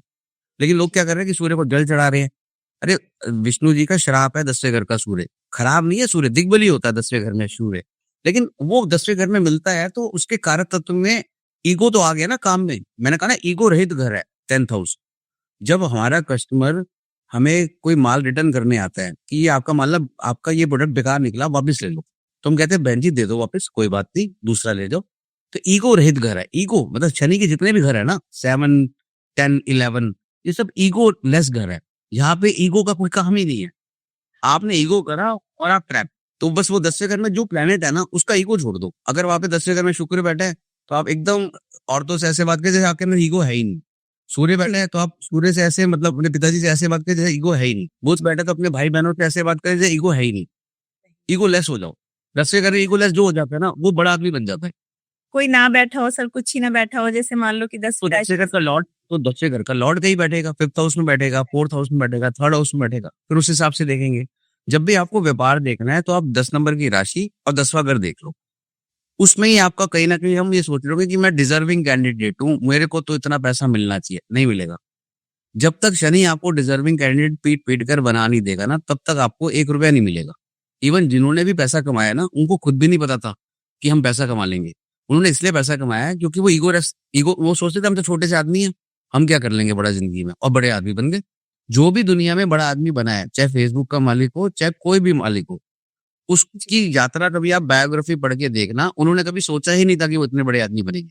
वो बस अपना काम कर रहे थे। जैसे एप्पल के स्टीव जॉब्स की कहानी है, उन्होंने मैकबुक बनाई, वो फेल हो गई। मैक कंप्यूटर बनाया, वो फेल हो गया। जब उन्होंने आईपॉड बनाया, वहां से हिट हुए 2003 में। तो 18-19 साल काम करने के बाद हिट हुए। वो तो काम कर रहे थे, वो सोचते नहीं थे हमें बड़ा आदमी बनना है। बन गए बड़े आदमी। बड़े आदमी जो जो व्यक्ति बड़ा बनने वाला है ना, इवन उसको भी नहीं पता कि वो बड़ा बनने वाला है। जिसको ये पता है ना कि मैं बड़ा बनने वाला हूँ, वो बड़ा नहीं बनता। सर इसी तरह जैसे आपने 8th का बता दिया, ऐसे ही 10th का क्या रेमेडीज की जा सकती हैं? ये मैम 10th की रेमेडी बताई मैंने, 8th की रेमेडी रहेगी। सॉरी, हाँ सॉरी, 8th 8th की रेमेडी रहेगी। 8th की रेमेडी ये है कि जो भी प्लैनेट 8th हाउस में बैठा हो, उसकी जो आपको दान करने हैं ना, वो आप ऐसे व्यक्ति को करें जो वहां पर प्लेनेट मतलब जिसका प्रतीक हो। जैसे कि मंगल आपका 8th हाउस में बैठा है, तो आप किसी आर्मी की संस्था में जो है डोनेट करें, देश के लिए, सेना के लिए कुछ ना कुछ डोनेट करें। अगर आपका बुध बैठा है, तो आप ऐसे लोगों को डोनेट करें जो साइकोलॉजिकली इल है। जैसे कि कुछ पागल खाने होते हैं या कुछ ऐसी जगह होती है जहां पर थोड़े से जो मेंटली रिटार्डेड लोग रहते हैं, वृद्ध लोग भी रहते हैं और बच्चे भी रहते हैं, वहां डोनेट करें ताकि आपकी बुद्धि का स्तर ऊंचा हो। अगर बृहस्पति बैठा है तो आप मंदिर के अंदर डोनेट करें, ऐसे मंदिरों में जो ग्राउंड के नीचे हो, जो जमीन से नीचे हो। शुक्र बैठा हो तो शुक्र को तो खराब नहीं है, उसका डोनेशन ना करें, लेकिन देखना पड़ेगा। शनि अगर बैठा तो उसका भी डोनेशन ना करें। और राहु केतु का उपाय के लिए तो आपको ऐसी किताबें पढ़नी पड़ेंगी जो साइकोलॉजी से रिलेटेड है, कि आप अपने आप को जांचे परखें कि मैं सोचता कैसे हूँ। तो इसमें कई कई फिलोसफर और कई अच्छी किताबें आती है, जैसे कि निक ट्रिंगटन की किताबें हैं या डेल कार्नेज की किताबें हैं, वो पढ़े ताकि आपको ये पता लगे कि मेरा सोचने का पैटर्न ही गलत है। मैं अपने आप से ही स्ट्रगल खुद ही पैदा कर रहा हूँ, कोई और नहीं पैदा कर रहा। तो राहु केतु क्या करते हैं, सेल्फ डाउट्स दे देते हैं, ह्यूमन साइकोलॉजी खराब करते हैं। तो आदमी अपना जाल जाल जो है ना खुद ही बुन लेता है, उसमें खुद ही घुरता है और सोचता पता है क्या कि बाहर वाले मुझे तंग कर दे। ये भ्रम जाल जो है राहु केतु के साथ रहता है। तो बस इस तरीके की रेमेडीज बनती। चंद्रमा है तो आपको एंजाइटी प्रॉब्लम्स रहेंगी, उसका फिर पथरी देखकर ही कुछ उपाय बताने चाहिए। जनरल उपाय में चंद्रमा का बताना नहीं चाहता, लेकिन फिर भी मैं एक उपाय चंद्रमा का सबसे बढ़िया उपाय है कि आप ना रोज, अगर आप नहीं भी कर सके, खाली एकादशी एकादशी, ठीक है, छत पर जाकर या अपने घर के सामने किसी पार्क में या कहीं पर भी जल लेकर ना, कांच के गिलास में, स्टील के गिलास में, फिर वो कोई वहम नहीं कि चांदी के गिलास में, स्टील के, किसी भी गिलास में जो आपका दिल हो उसमें। कई वो होता है ना, इसमें ही करना है, इसमें ही करना, कुछ नहीं, आपकी भावना देख रहा है ग्रह, उसको आप अर्पित करें। क्योंकि सूर्य को तो सब जल चढ़ाते, चंद्रमा को लोग जल नहीं चढ़ाते। तो चंद्रमा को अगर आप जल चढ़ाओगे ना, खाली एकादशी एकादशी या सोमवार सोमवार, तो आपका चंद्रमा ठीक होना शुरू हो जाएगा। मोती से ठीक नहीं होगा वो, क्योंकि मोती 90% 99% बाजार में नकली है। असली मोती मेरे हिसाब से 50-60 हजार लाख रुपए से कम नहीं आता होगा। तो सब नकली, वो सिंथेटिक मोती होते हैं जो चाइना से बनते हैं, वो बना देते हैं, आप पहन के सोचते हो कि सब ठीक हो जाएगा। इसलिए आप चंद्रमा को जल दें, एकादशी का व्रत कर ले, बहुत सिंपल रेमेडी है। लेकिन वो सिंपल रेमेडी में परेशानी ये है ना कि वो ऐसा लगता है कुछ बताया नहीं बढ़िया, कुछ ऐसा होना चाहिए था जो अलग होना चाहिए। खाली एकादशी का एक व्रत रख ले, बस उससे चंद्रमा बेटर होने लग जाएगा। जैसे अब आपने कहा कि किसी भी दिन आप चंद्रमा को जल चढ़ा दीजिए। जैसे ये नहीं है कि शुक्ल पक्ष हो या कृष्ण पक्ष हो, कभी भी चढ़ा दीजिए। मैम देखो चंद्रमा ना 15 दिन घटता है और 15 दिन चढ़ता है। वो घटता बढ़ता ही क्यों है, पहले इसको ही समझो ना। घटता हुआ खराब, बढ़ता हुआ अच्छा, ऐसा नहीं होता। चंद्रमा का स्वभाव है कि वो एक जगह टिक कर नहीं बैठ सकता। हमारे मन का स्वभाव है, हम एक जगह टिक कर नहीं बैठ सकते। चंद्रमा पे जो जाता है नील आर्मस्ट्रांग, वो भी उड़ रहा होता है, वो वहाँ एक जगह खड़ा नहीं हो सकता, वहाँ ग्रेविटेशनल फोर्स ही नहीं है। आपका 100 किलो का वजन वहां पर सिर्फ 15 किलो का रह जाएगा। इसका मतलब क्या है कि चंद्रमा की ऊपर ग्रेविटेशनल फोर्स नहीं है, मतलब चंद्रमा कहीं भी उड़ सकता है। जो चीज उड़ने वाली है वो कभी घटेगी और कभी बढ़ेगी। घटता हुआ चंद्रमा भी अच्छा है और बढ़ता हुआ चंद्रमा भी अच्छा है। अमावस्या का चंद्रमा भी अच्छा है और पूर्णमासी का चंद्रमा भी अच्छा है। अगर आप ये सोचोगे कि घटता हुआ चंद्रमा खराब है, तो हिंदुस्तान मतलब किसी वर्ल्ड के अंदर 30 दिन में 15 दिन तो घटता हुआ है, तो 15 दिन तो खराब ही हो गया सबका चंद्रमा। चंद्रमा का स्वभाव है घटता बढ़ता। घटता हुआ खराब क्यों हुआ? कभी कभार कंजूसी करना अच्छा होता है, कभी कभार दिलेरी करना अच्छा होता है, ये तो समय की बात है। कभी 2 पैसे जोड़ने के लिए कंजूस बनना ही पड़ता है इंसान को, तो हम अपने चंद्रमा को सिकोड़ रहे हैं। और कभी कभार हम दिलेर हो जाते हैं, भाई तू ले जा पैसे कोई दिक्कत नहीं, आप ले जाओ पैसे कोई दिक्कत नहीं, मत देना कोई बात नहीं। तो इस समय के साथ चंद्रमा का मतलब नियम बदलता जाएगा। हाँ, ये जरूर है कि आप अगर ओवर इमोशनल है, आपको इमोशनल प्रॉब्लम्स है, चंद्रमा 5वें घर में है, इमोशनल प्रॉब्लम है, सप्तम घर में इमोशनल प्रॉब्लम्स है, ये लगन में है इमोशनल प्रॉब्लम्स है, आप एकादशी का व्रत कर सकते हैं। वो बहुत बढ़िया रेमेडी। जी पर घटता हुआ चंद्रमा खराब नहीं है, 15 दिन खराब हो गए फिर तो। जी सर। तो 15, अब आप अमावस्या को दिवाली मनाते हो, हम्म, उस दिन अमावस्या ठीक हो जाती है, उसके अगले महीने में अमावस्या खराब हो जाती है। ऐसा कैसे हो सकता है? अमावस्या वाले दिन ही दिवाली आती है ना, उस दिन तो आप खुश होते हो ना। अमावस्या वाले दिन लोग कहते हैं मूड खराब हो जाता है, पर दिवाली वाले दिन क्यों नहीं मूड खराब होता? चंद्रमा पीड़ित होगा पत्री में। मान लीजिए चंद्रमा केतु आ गए और आपके गुण जो है रजस के है कि मैं बड़ा आदमी बन जाऊं, वो आपको चाह रहा है कि आप अपने सेल्फ के अंदर झांको। आप ओशो की किताबें पढ़ो, आप साइकोलॉजी की किताबें पढ़ो, आप ध्यान विधि में जाओ, अगर आप ध्यान विधि में नहीं जाओगे तो वो आपको पीड़ित करेगा। जी। वो कह रहा है कि आप अंदर झाँको, आप झाँक रहे हो बाहर, आप दुनिया में बाहर देख रहे हो, ये परेशानी हो जाती है। जी। अ, सर बहुत अच्छा लगा सर आपसे आज बात करके, ग्रहों के बारे में जान करके लॉजिक के साथ जैसे कोई डॉक्टर जो हैं, कुछ बता रहे होते हैं, आपने साथ में लॉजिकल टर्म्स के साथ हमें बताया। बहुत अच्छा लगा सर और व्यूअर्स को भी मुझे पता है कि ये आज का पॉडकास्ट बहुत अच्छा लगने वाला है। सर बहुत धन्यवाद सर, हमें समय बहुत-बहुत धन्यवाद। बिल्कुल। दोस्तों आज का पॉडकास्ट मुझे विश्वास है कि आप सबको बहुत अच्छा लगा होगा क्योंकि गौरव अरोड़ा जी ने बहुत ही लॉजिक से और बहुत ही शानदार तरीके से एस्ट्रोलॉजी के जो गहरे रहस्य हैं उनको समझाया और पूरे लॉजिक के साथ। और आपको आज का पॉडकास्ट कैसा लगा और हमारे पॉडकास्ट आपको कैसे लगते हैं हमें कमेंट में ज़रूर बताइएगा। और अगर आपको हमारा प्रयास अच्छा लगता है तो हमारे चैनल को लाइक शेयर और सब्सक्राइब ज़रूर कीजिए। दोस्तों फिर मिलते हैं नए ज्ञान के साथ, नए गेस्ट के साथ। तब तक अपना ध्यान रखिए, अपनों का ध्यान रखिए और बहुत बहुत बहुत खुश रहिए। शुक्रिया।